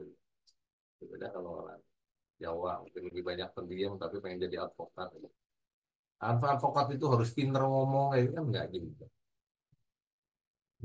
Mas Faisal Hafid apa pinter ngomong itu enggak juga, banyak diem. Karena dia ketua umumnya, ya kan? Apakah dia bisa dihitung sidang di pengadilan? Ya, sidangnya cuma berapa kali yang sidang pidana sama Tuan Faris waktu sidang apa namanya mantan Wakapolda Jawa Timur itu sampai itu gitu bisa dihitung gitu. Justru anak buahnya yang pada apa namanya yang pada sidang. Ke depan saya juga pengen seperti itu. Sampai Pak, saya di lapangan itu udah berapa belas tahun ya, di leasingnya 12 tahun Pak, di lapangan saya di jalan. Ya. Jadi berangkat pagi pulang pagi Pak. Jadi, berangkat anak sudah belum bangun, pulang sudah tidur dan saya nggak pernah. Jadi selama berapa tahun, 15 tahun Pak. Masa saya di advokat ini mau seperti itu gitu. Mau sehari cita-cita saya ada sidang 3, 1 aja Pak lama Pak. Ya, teman-teman. Jadi saya juga sempat ke sepupu saya yang dokter gitu. Jangan punya cita-cita jadi dokter yang setiap hari kamu meriksa pasien. Habis waktu hidup kamu. Kalau bisa, lu punya mindset jadi entertainer. Lu bikin rumah sakit, lu bisa nyuruh-nyuruh eh, dokter yang muda. Ya, kalau ya saya masih muda lah. Jadi saya pengen jam terbangnya berbeda. Jadi kemana-mana sekarang naik kereta lebih nyaman. Kalau dulu wah yang Surabaya, ke Jakarta pakai kendaraan, pakai mobil sendiri. Sekarang harus atur waktu juga. Jenjang advokat, tentang teknologi sekali. Advokat harus belajar teknologi terus. Ya, aplikasi apapun harus punya. Ini kayak saya ini, Zoom. Nah ini nanya-nanya sama anak nih, bisa ada backgroundnya. Saya kan ilmu itu. Nah, kakek-kakek kan nggak tahu. Ya, kita harus bisa browsing apa dan sebagainya. Contoh-contoh ini terus terang aja saya sering buka eh, buku, beli buku lewat apa sih, lewat Shopee, beli buku tentang hukum dan sebagainya. Saya cari di buku luar. Saya tempat teman yang bapaknya almarhum hakim, saya minta bukunya boleh, tapi belajar. Contoh kayak aplikasi Detik, apa namanya, hukum online dan sebagainya, itu ya banyak membantu, nggak ada salahnya. Ketika saya TikTok, di TikTok itu saya iseng-iseng buka, oh banyak tentang ini, tentang hukum, ya saya belajar. Ilmu itu luar biasa. Sekarang dimanfaatkan, tapi teknologi, dengan teknologi itu ada penawaran pinjol, ya jangan diklik, kan gitu. Ya, ada judi online ikut-ikutan, jangan berani-berani nyenggol itu. Nah, terkait biaya PKPA, ada rekan-rekan teman-teman di mahasiswa-mahasiswa itu, saya arahin ada berapa yang PKPA ikut DPR Indonesia, murah 1.500, 1.500. Ya, kualitas sama. Yang isi sama Otman Paris, Elsa Sharif, ngisi materi itu. Ya, dokter, profesor banyak, ya hakim-hakim tinggi dan sebagainya yang isi. Tergantung kita mau belajar apa enggak. Apakah cukup dengan materi-materi itu, ilmu yang kita dapatkan? Enggak, kita tetap harus belajar sendiri kan, online. 1.500.000, kalau maaf di organisasi lain itu 5 juta, 6 juta, 4 juta deh paling murah. Ini 1.500.000 online 1 minggu, nggak apa-apa, sah kok. Ya. Terus ketika selesai ngambil ujian profesi 1 hari berapa? 1.500.000, murah. Organisasi lain harus nyiapin duit berapa? 10 juta. Ya. Penyumpahan di tempat lain 5 juta, 6 juta. Di sini saya kemarin 4 juta. Dia cuma ngeluarin duit 2 juta saat itu, 2,5 juta, 1,5. Yang dulu itu PKPA 2,5, sekarang cuma 1,5. Ya. Ujian profesi sekarang 1,5. 1,5, 1,5 3 juta. Sama ujian profesi, penyumpahan 4,5. Berarti berapa? 7,5 udah advokat, lulus hukum. Magang, surat magang saya yang ngurusin. Karena saya salah satu pengurus di Pradi WPI di bidang itu. Ya, magang di klub. Jadi teman-teman yang butuh surat magang kontak saya. Nanti magang di situ, mau magang di rekan kami. Tapi syarat magang itu di kantor hukum atau LBH yang syaratnya kalau salah harus lama, apa lamanya 8 tahun. Tapi bisa di LBH kami. Yang penting kan bukan organisasinya atau lembaganya. Yang penting advokat di situ, ada advokat yang apa namanya, usia advokatnya 8 tahun. Ada. Jadi bisa nanti magang. Jadi rekan-rekan mengunsut mau manapun ketika mau jadi advokat kontak saya. Mau yang murah-murah. Ya, simpel. Yang penting belajar ilmunya. Beda di bola unsut ilmunya keren-keren. Yakin itu. Optimis. Ya. J Satrio dulu lulusan unsut ya. J Satrio ya. Iya Pak, benar Pak, lulusan unsur. Memang saya Mas Imang sekarang di Kejaksaan Agung, terus jadi advokat yang dulu di Adnan Bujung almarhum itu Mas Gamal, terus yang jadi hakim ad hoc Mas lulusan unsur itu Mas, teman saya itu siapa. Jadi banyak ketika sering kumpul-kumpul. Lulusan unsur sebenarnya ya, termasuk Pak Mas yang calon mau jadi bupati kemarin itu di Sekjen MPR, Maruf Sahyono, itu kan kakak kelas saya di SMA itu. SMA satu alumni. Jadi saya mengurus Ikat Semansa. Ya, beliau ketuanya. Lah sekjennya itu Mas Boim kalau saya manggil, itu jebolan Jepang. Terus termasuk Mas Rahmat Imanda. Itu unsur juga, cuman ekonomi akuntansi. Rahmat Imanda. Itu SMA bareng saya. Jadi lulusan-lulusan unsur keren-keren. Jangan samakan saya. Saya IPK 3,5. Tuh, enggak apa namanya? Saya enggak apa namanya? Enggak senang.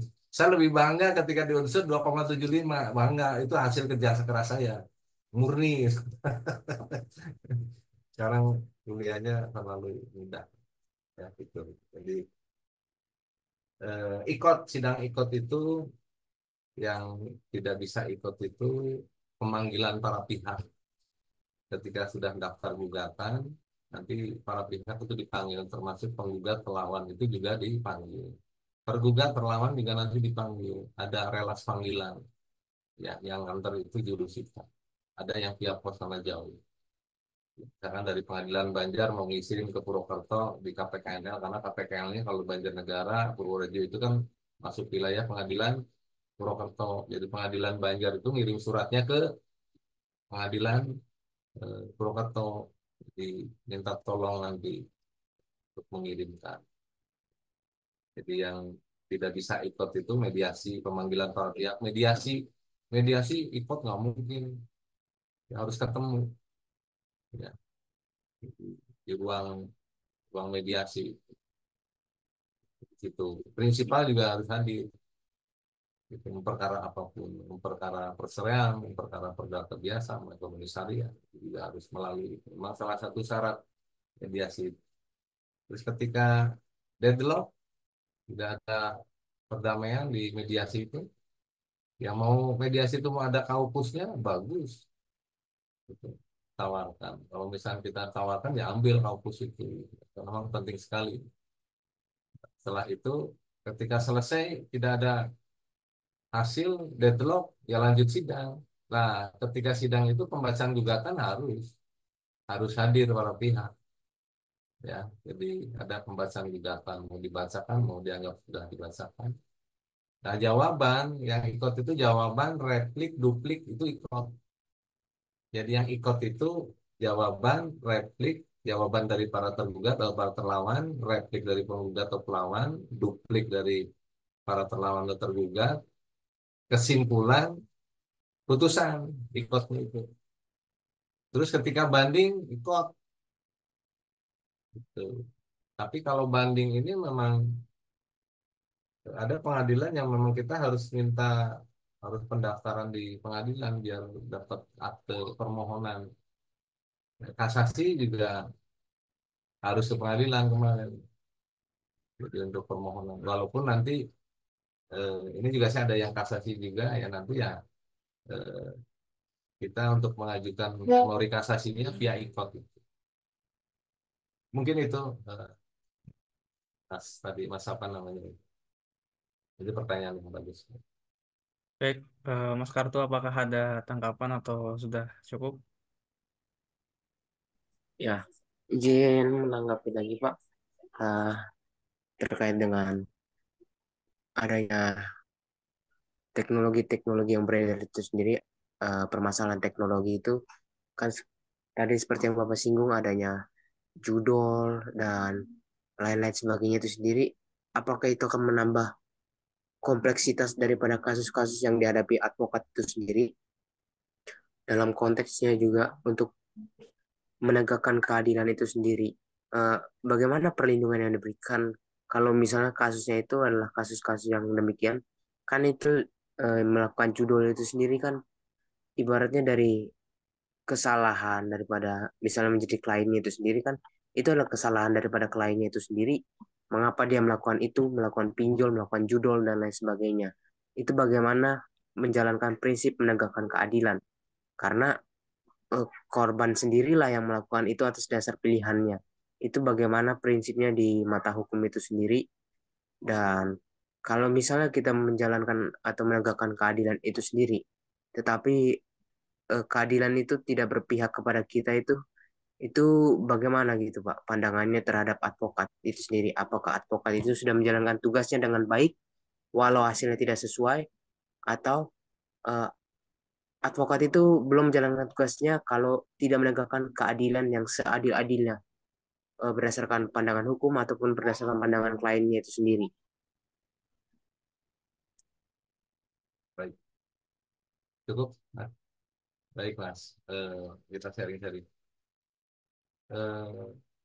Setahun yang lalu saya advokasi seseorang yang gantung diri di Jalan Patriot Karangkucung, tahun Karangkucung.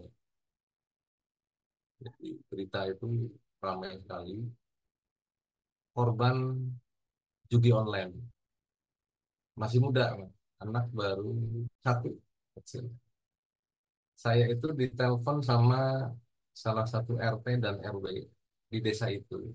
Karena ketika suaminya sudah meninggal gantung diri karena judi online dan pinjol, masih ditagih didatengin dari kolektor. Saya datanglah meluncur ke sana. Advokasi karena saya tahu eh, kolektor pinjol itu kan nggak ada kantornya mas. Ya laku lah apalah dan sebagainya nggak tahu udah banyak sekali anak-anak sekarang paham. Jadi ternyata di setiap kota itu ada banyak kolektornya, tapi nggak ada kantor, tapi koordinatornya ada.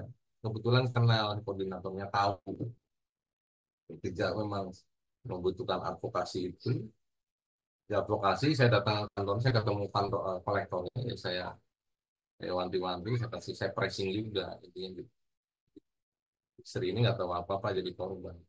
Nah, eh, banyak sekali masyarakat yang terbelit permasalahan hutan yang akhirnya mohon maaf mungkin banyak berita yang beredar dulu anak SMP yang bergantung diri ya saat itu Pak Mahfud MD bisa perintahkan karena saat itu dia jadi menteri ya perintahkan langsung kantor itu ditutup supaya kita apa yang bisa dilakukan kan gitu. Ya, setelah saya di organisasi kan gitu. Caranya gimana ya sok terapi kantor atau kan contoh misalnya leasing ketika leasing memerintahkan debt collector untuk penagihan dan sebagainya ya kan mereka itu sebenarnya eh, cuman lihat aplikasi mata elang gitu, di lampu merah dan sebagainya debt collector dan itu mata elang itu ketika dia ngetik nomor polisi muncul di aplikasi dia kejar dia koordinasi dengan leasingnya nurunin surat kuasa berita acaranya langsung sikat jalan. Nah tindakan itu kan sebenarnya nggak benar preman perampasan ya kan? Ada dua kasus yang sedang kita proses di Polres Banyumas ini. Kasus 2021 nggak ada yang nggak hukum proses lah nyampe ganti kanit ganti penyidik mudah-mudahan Senin udah mulai disidik kembali kan? Karena memang jelas-jelas ini mobil ditarik 12 orang datang ke rumah padahal nasabah anaknya lagi di Jakarta yang ada orang tua di rumah nah, gelar perkara untuk minta diproses lagi itu diantaranya jadi memang penting sekali eh, saya di organisasi juga bagi kontrol sosial masyarakat jadi tidak hanya kantor hukum banyak sekali ada beberapa pengacara yang kontak kita butuh masa karena masa kita ribuan yang tatoan apa dan ini penting sekali ya jadi untuk shock terapi juga ya untuk demo untuk nggak cukup mas kita bicara hukum itu tidak cukup 2 orang 3 orang teriak-teriak ya itu nggak cukup kita harus ada shock terapi ketika sudah lakukan upaya seperti ini yang jelas-jelas menurut kita memang harus diperjuangkan gitu. Keadilan ini walaupun langit runtuh kan itu terkait judi online ya mencegahnya seperti apa sih banyak saya lihat anak-anak mahasiswa sekarang pada mainan judi online yang iseng-iseng duit 500.000 kemarin ada saya dengar temannya teman baru jual mobil ada sisa 29 juta habis buat pinjol semalam ditinggal tidur gitu. Ya pendidikan akhlak kalau di kita ada tagline iman mental motivasi strategi ketika masyarakat terbelit permasalahan utang itu pentingnya iman mental motivasi strategi ya, dulu di 2016 saya ada beberapa teman-teman rekan-rekan itu ada konsep ODOT one day 1.000 jadi Rp1.000 sehari teman-teman donasi 1.000 duit itu dikumpulin mas kumpul 20 juta 10 juta buat ngelunasin ibu-ibu yang utang 1 juta 2 juta nyampe dimodalin karena mental udah dilunasi total 10 juta ngutang lagi mental kan keimanan penting makanya kita ada pendidikan mental pelatihannya ada seminar-seminar ketika kita terlibat ditimpa permasalahan utang pentingnya support sistem support dari keluarga penting banyak saya nangani saya pernah bersentuhan nih saya lembaga pembinaan konsumen saat itu saya didatangi sama lembaga pembinaan konsumen nyampe ngomong ya dengan tuh dampingi mafia katanya. Oh sebentar saya tuh bangga ya dampingi konsumen itu kan konsumen saya kan gitu klien Kalau jenengan malah dampingin apa renten gitu, gitu. Jadi tidak ada kata mafia. Bahkan orang yang sudah dinyatakan terlilit permasalahan hutang itu memang sampai sudah dikatakan mafia. Jadi tidak mafia debt trap itu. Kondisi di mana pengeluaran lebih besar dari pemain. Itu seperti itu. Mungkin tuh jawaban dari saya kurang lebih itu. Baik, terima kasih Bapak atas jawabannya. Selanjutnya ada dari Kak Lila. Kepada Kak Lila, saya persilahkan. Baik, terima kasih kepada moderator. Selamat siang Pak Nana. Perkenalkan, nama saya Lila dari FH Unsur Pak. Jadi, advokat itu kan identik dengan membela klien ya Pak. Dan ada sebagian orang awam yang mungkin nggak mengetahui tentang hukum, kayak mempunyai pandangan bahwa seorang advokat itu kan membela pelaku yang melakukan tindak pidana ya Pak. Yang melakukan tindak pidana yang padahal sudah jelas pelaku itu ngelakuin hal itu Pak. Nah, pertanyaan saya Pak, bagaimana sih Bapak sebagai seorang advokat menanggapi statement-statement itu dan memberikan pemahaman terhadap orang-orang tersebut Pak? Terima kasih Pak. Kita advokat itu memang profesional. Banyak masyarakat yang ketika dengar advokat dong mikirnya dan mikir duit bayarnya mahal dan tidak juga. Ya, jadi hilangkan mindset individualisme itu dihilang. Ketika kita kerja sendiri apa-apa sendiri, kita harus punya tim. Tim itu penting sekali. Ketika kita merumuskan atau ngurusin suatu permasalahan, laporan dari masyarakat terkait perkara, ya kita diskusi dengan rekan-rekan. Ya, tidak sedikit juga ketika kita memecahkan suatu perkara, kita debat gitu. Ya, debat nggak apa-apa, ya. Jangan, yang penting jangan sampai lempar-lemparan kursi. Nggak, padahal lagi diskusi kita terkait anggapan dari masyarakat ya. Saya ketika menangani permasalahan itu tidak selalunya orang yang memberi kuasa ke saya. Memang yang memberi kuasa itu harus dibela ya, karena dia yang mengupahkan gitu, yang memberikan kuasa. Tapi ketika kita bicara keadilan, kita juga harus seimbang. Ketika memposisikan kita di tengah-tengah, diposisikan di tengah-tengah. Ketika misalkan kemarin saya ngurusin permasalahan, ada permintaan seseorang yang memang nggak punya biaya dan sebagainya, saya bantu. Terkait apa? Ada gugatan dari istrinya pakai pengacara terkait permasalahan anak. Dan gitu. Oke, anaknya sama-sama anak dari istri sama saya. Ya udah, tapi intinya apa? Istrinya pengen cerai, ya udah. Ketika kita datang ke pengadilan, ketemu pihak pengacara, ya kita rembukan. Mintanya apa? Istri mintanya cerai. Kalau klien dengan apa? Anak. Ya sudah, ya udah kita bikin surat pernyataan anak dirawat bersama di antara. Ya. Terus permasalahan-permasalahan di contoh kemarin litigasi ada belum lama ini kita nangani perkara ada pemukulan penganiayaan di terminal Bulu Pitu. Jadi ada seseorang montir, ya, bisnya rusak, dia mau beli onderdeal, pinjam motor temannya. Motornya temannya itu motor NMAX, ya NMAX itu pakai remote. Ketika dia datang ke parkiran, dia nanya, itu kan sebelah mana, pinggir katanya. Dan dia katanya pencet-pencet remote-nya nggak nyala. Akhirnya dia naiki motor itu. Ternyata yang dinaiki itu salah motor, bukan NMAX tapi PCI. Nah, ada seseorang yang merasa pemiliknya itu bukannya negur dulu, manggil anaknya, gebuki langsung, ya nyampe, wah pokoknya nyampe apa namanya masuk rumah sakit, sampai sininya pokoknya darah apa karena mau digebuki. Nah, yang lain ada di situ mungkin ya nggak tahu, hanya melihat banyak yang melihat tapi diem aja kan, gitu. Akhirnya dibawalah ke rumah sakit. Nah, ditelepon lah teman rekan dari Gripjaya Cilacap yang ada yang digebuki dan sebagainya. Kita advokasi, kita datang ke rumah sakit dari keluarga itu. Nah, ketika dari keluarga karena mungkin dari pihak teman-teman di terminal itu ketakutan, akhirnya diambil lah damai katanya gitu. Udah sehari aja, nggak nyampe sehari damai. Oh nggak bisa. Akhirnya saya suruh orang ke terminal, diangkut lagi ke rumah sakit. Nah, ternyata apa? Diambil lagi ke rumah sakit suruh damai. Dan akhirnya saya datengin ke sana sama teman-teman. Banyak yang pada datang ke situ. Kita tahu kita, ya, kita mau damaikan dan sebagainya. Gampang damai mah. Kita periksa dulu biar selesai. Jangan jamin nggak ketika maafin korban digebukin terus besok sehat. atau meninggal, siapa yang menjamin? Akhirnya masuklah ke rumah sakit lagi 3 hari. Ya, dia jadi penganiayaan berat. Apakah di proses hukum kita tidak? Ya, pada perdamaian lah di restorasi justice itu RJ. Ada kesepakatan para pihak. Selesai. Kita harus bisa ketika jadi advokat itu harus bisa jadi benar-benar walaupun adil itu ya tidak ada seadil-adilnya di dunia ini, adil besok di akhirat tadi. Tapi minimal kita sama-sama.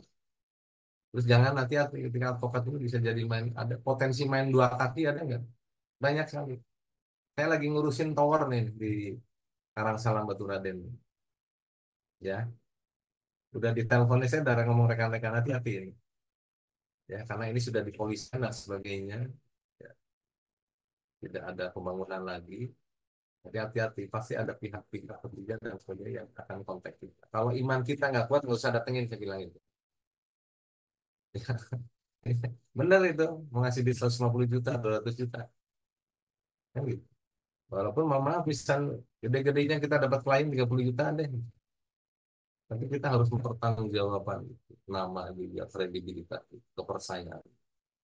Ini hati-hati di advokat ini bisa yang sampai jadi dua kaki. Ada nggak?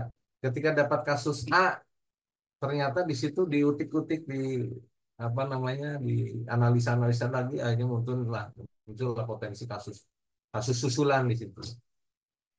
Itu hati-hati. Justru yang utama nggak diurusi, justru potensi yang lain diurusi. Itu seperti itu, Mbak. Itu yang mungkin ada gambaran-gambaran di situ. Jangan bisa ngambil kesimpulan dari apa yang saya sampaikan itu. Jadi memang harus bijak, kita sebagai advokat itu harus bisa memposisikan di tengah-tengah. Tengah bukan kita main dua kaki. Ya salah ya salah. Jangan orang yang salah terus bela jadi nggak dihukum nggak juga. Kan seperti itu. Jadi harus harus bijak.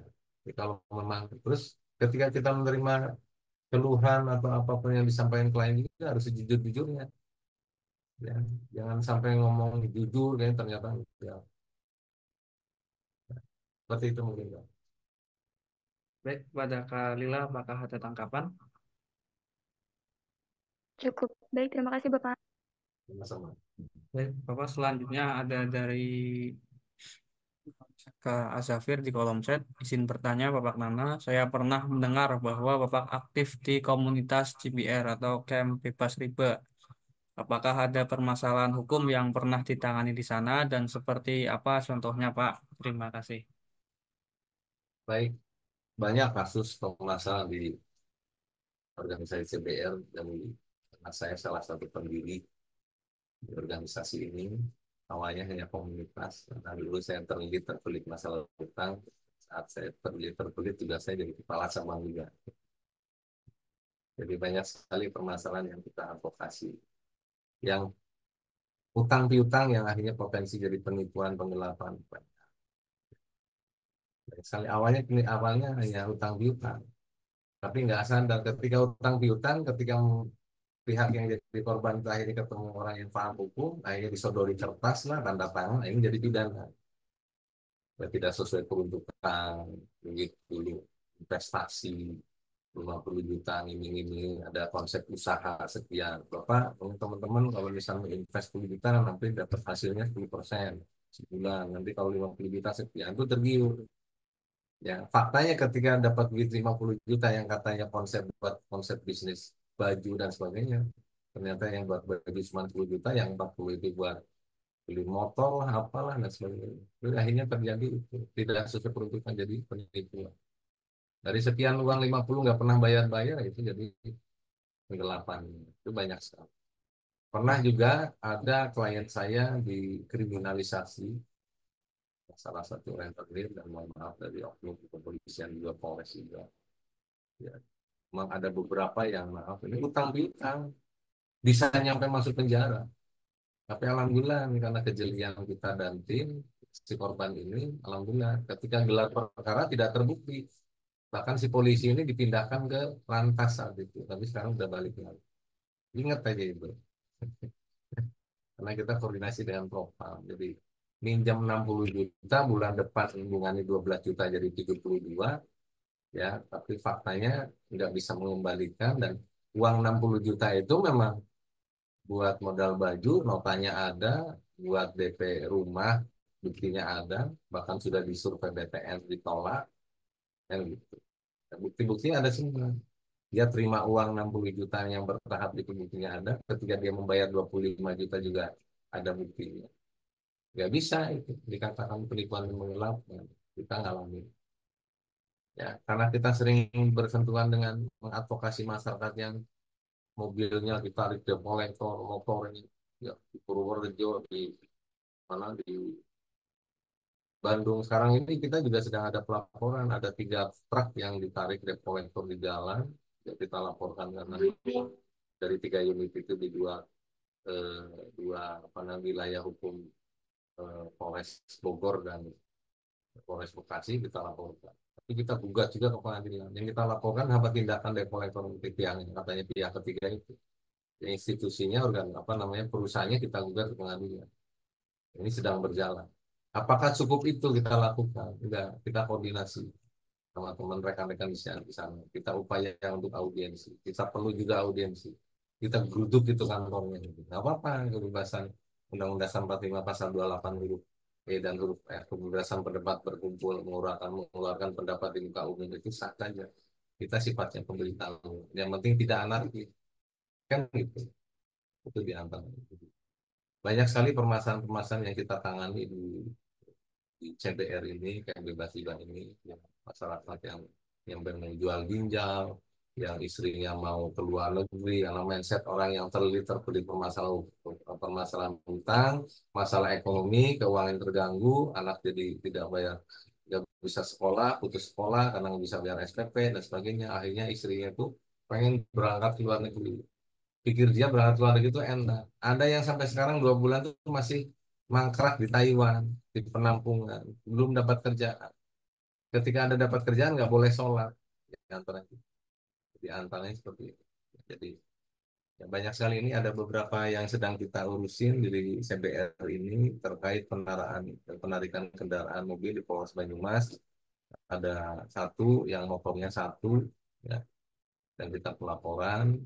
Terus yang sedang kita tangani masalah eh, apa namanya, penjualan anak di bawah umur ke PPA usia 14, cewek digilir dijual 5 bokin gitu kan. Ini sedang jalan juga.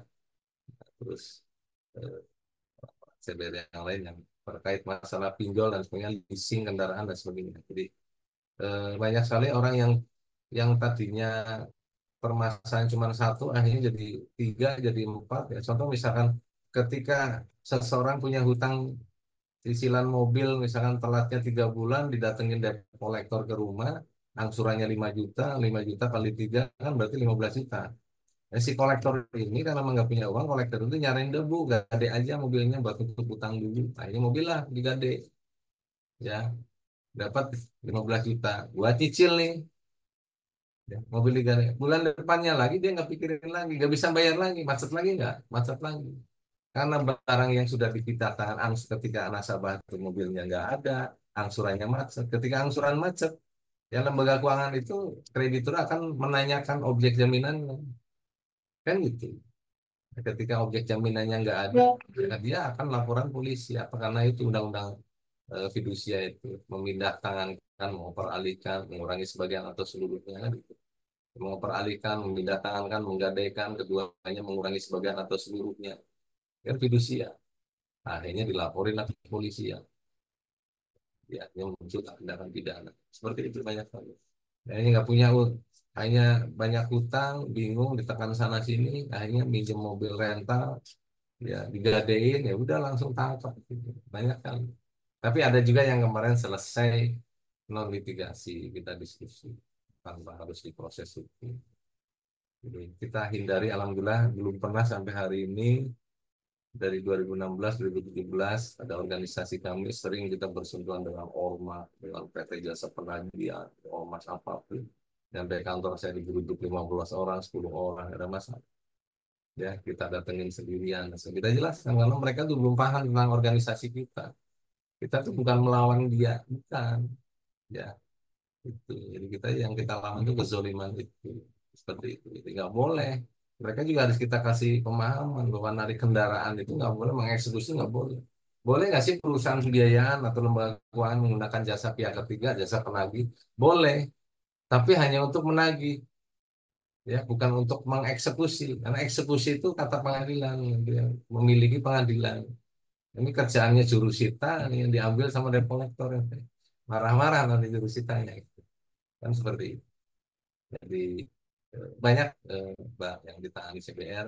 Silakan rekan-rekan teman-teman semuanya, ada keluarga atau siapapun yang terbelit permasalahan utang mau rentenir, ya, banyak rentenir di belakangnya ormas, mau polisi, mau aparat, ya apa-apa, ya, saya tabrak kok siapapun, ya. Zaman saya dulu ketika saya muda, ya, terus terang aja, ya, dari muda saya Badung, ya, ketika saya lagi maksiat sama teman, ada teman disenggol aja saya marah, apalagi ini suatu kebenaran, ya, pantang mundur tabrak gitu.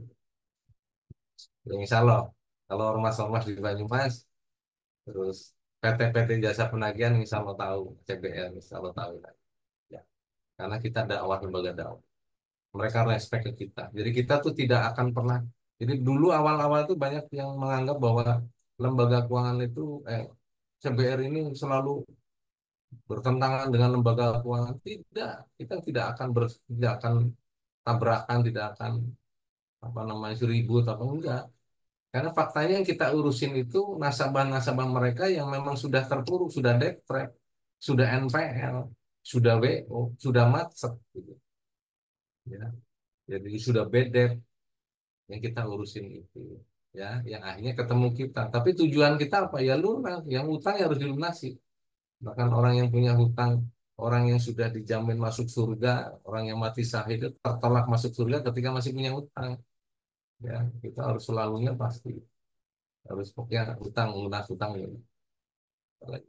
Ya hutang boleh, orang-orang beli hutang boleh, tapi yang nggak boleh itu yang riba itu kan, itu satu tambahan yang bermanfaat itu. Gitu. Jadi eh, di CBR banyak sekali yang ditangani permasalahan. Akhirnya awalnya hanya permasalahan di undang-undang ini salah satu di bidang undang-undang perlindungan undang-undang perlindungan konsumen nomor 8 tahun 99. Ya, permasalahan eh, konsumen dan pelaku usaha di permasalahan di lembaga keuangan kan gitu.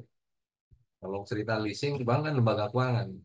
Kalau cerita undang-undang perlindungan konsumen itu luas sekali. Nah, ternyata rentenir juga wah merajalela.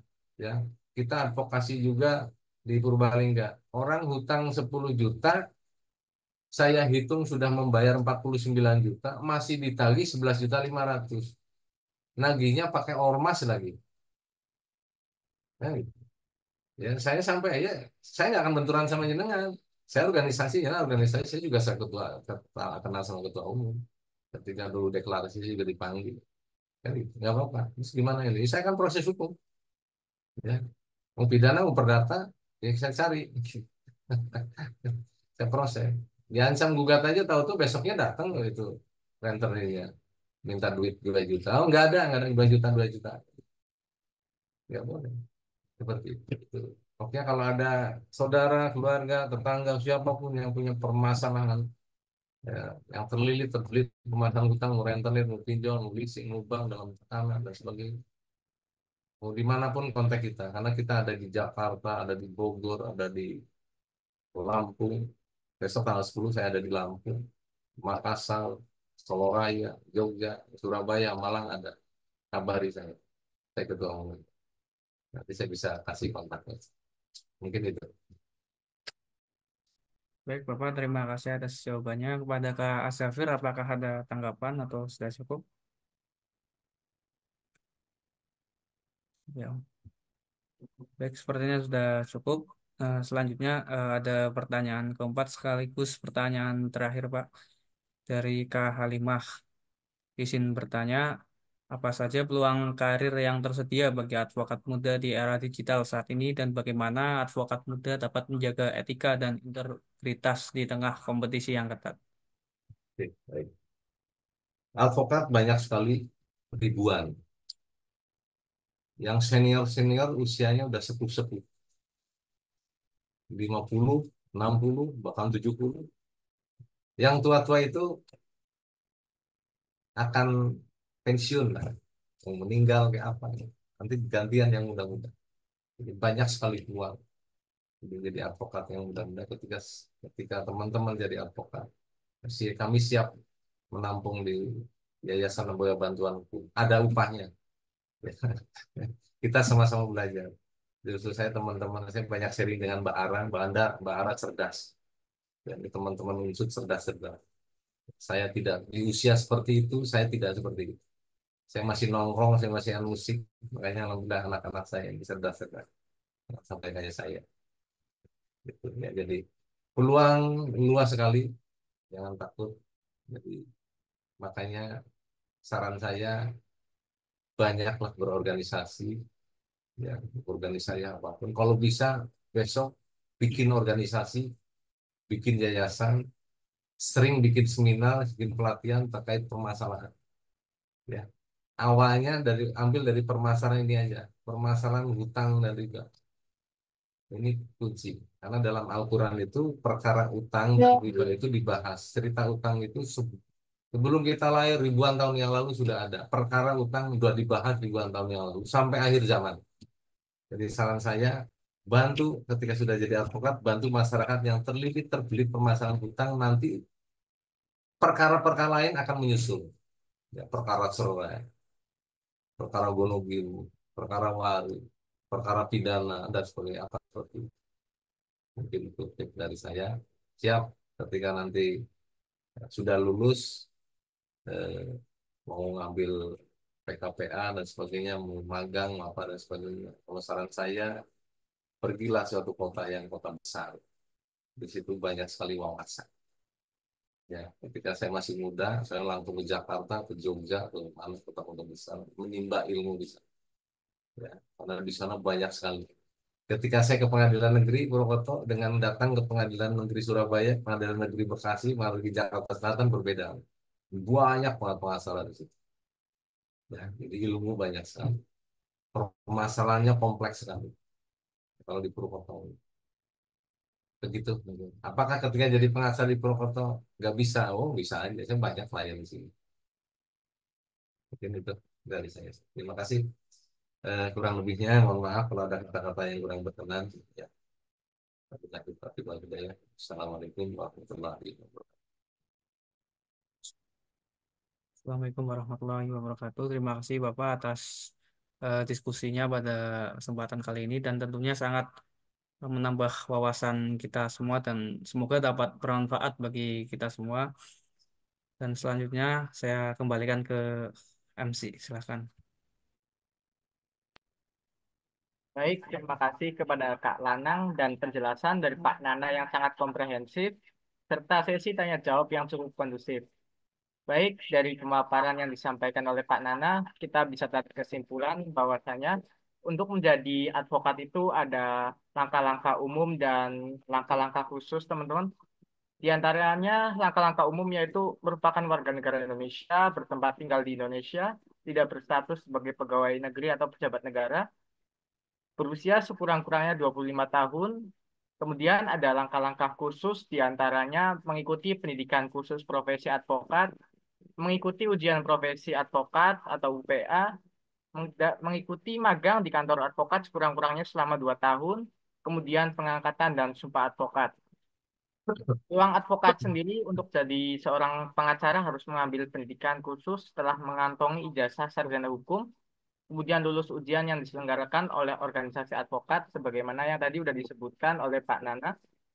Kemudian peran dan tanggung jawab advokat sendiri itu ada memberikan konsultasi hukum kepada klien, membela perkara yang jadi tanggung jawab sesuai dengan kuasa yang telah diberikan klien.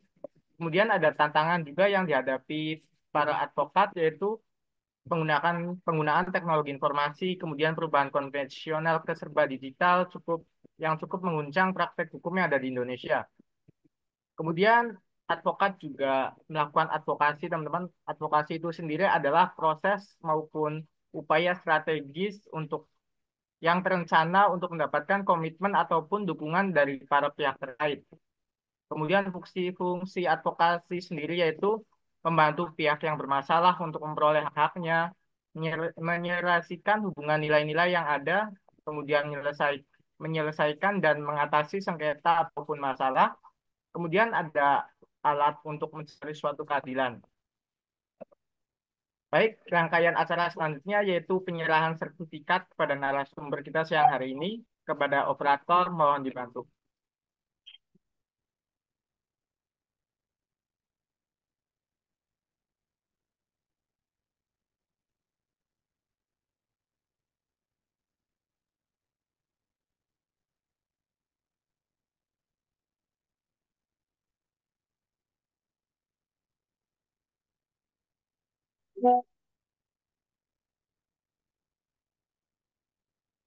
Baik, terima kasih mode operator.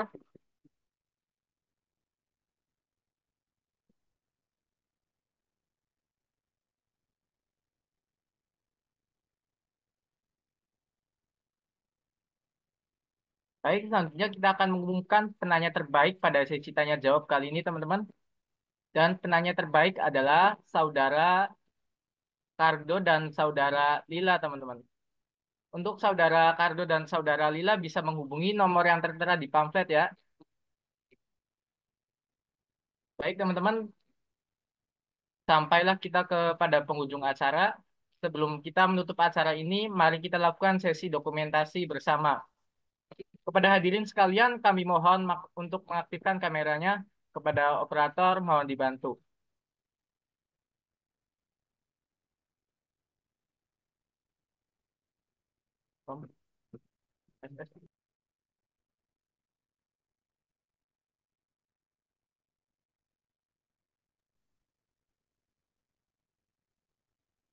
Silakan teman-teman bisa untuk on cam terlebih dahulu untuk sesi dokumentasi kita kali ini.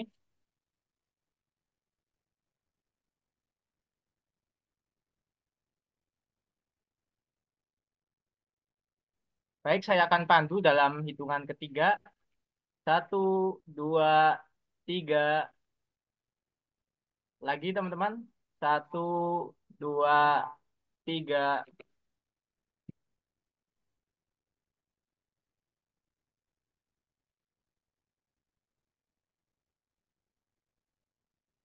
Alhamdulillah, sesi dokumentasi telah selesai. Dengan demikian, berakhir sudah seluruh rangkaian acara pada hari ini. Saya selaku pembawa acara mewakili panitia yang bertugas mengucapkan mohon maaf jika ada kesalahan dan kekurangan selama memandu acara ini. Terima kasih kepada semua pihak yang telah berkontribusi dalam kesuksesan acara ini. Sampai jumpa di acara HMI berikutnya. Wassalamualaikum warahmatullahi wabarakatuh.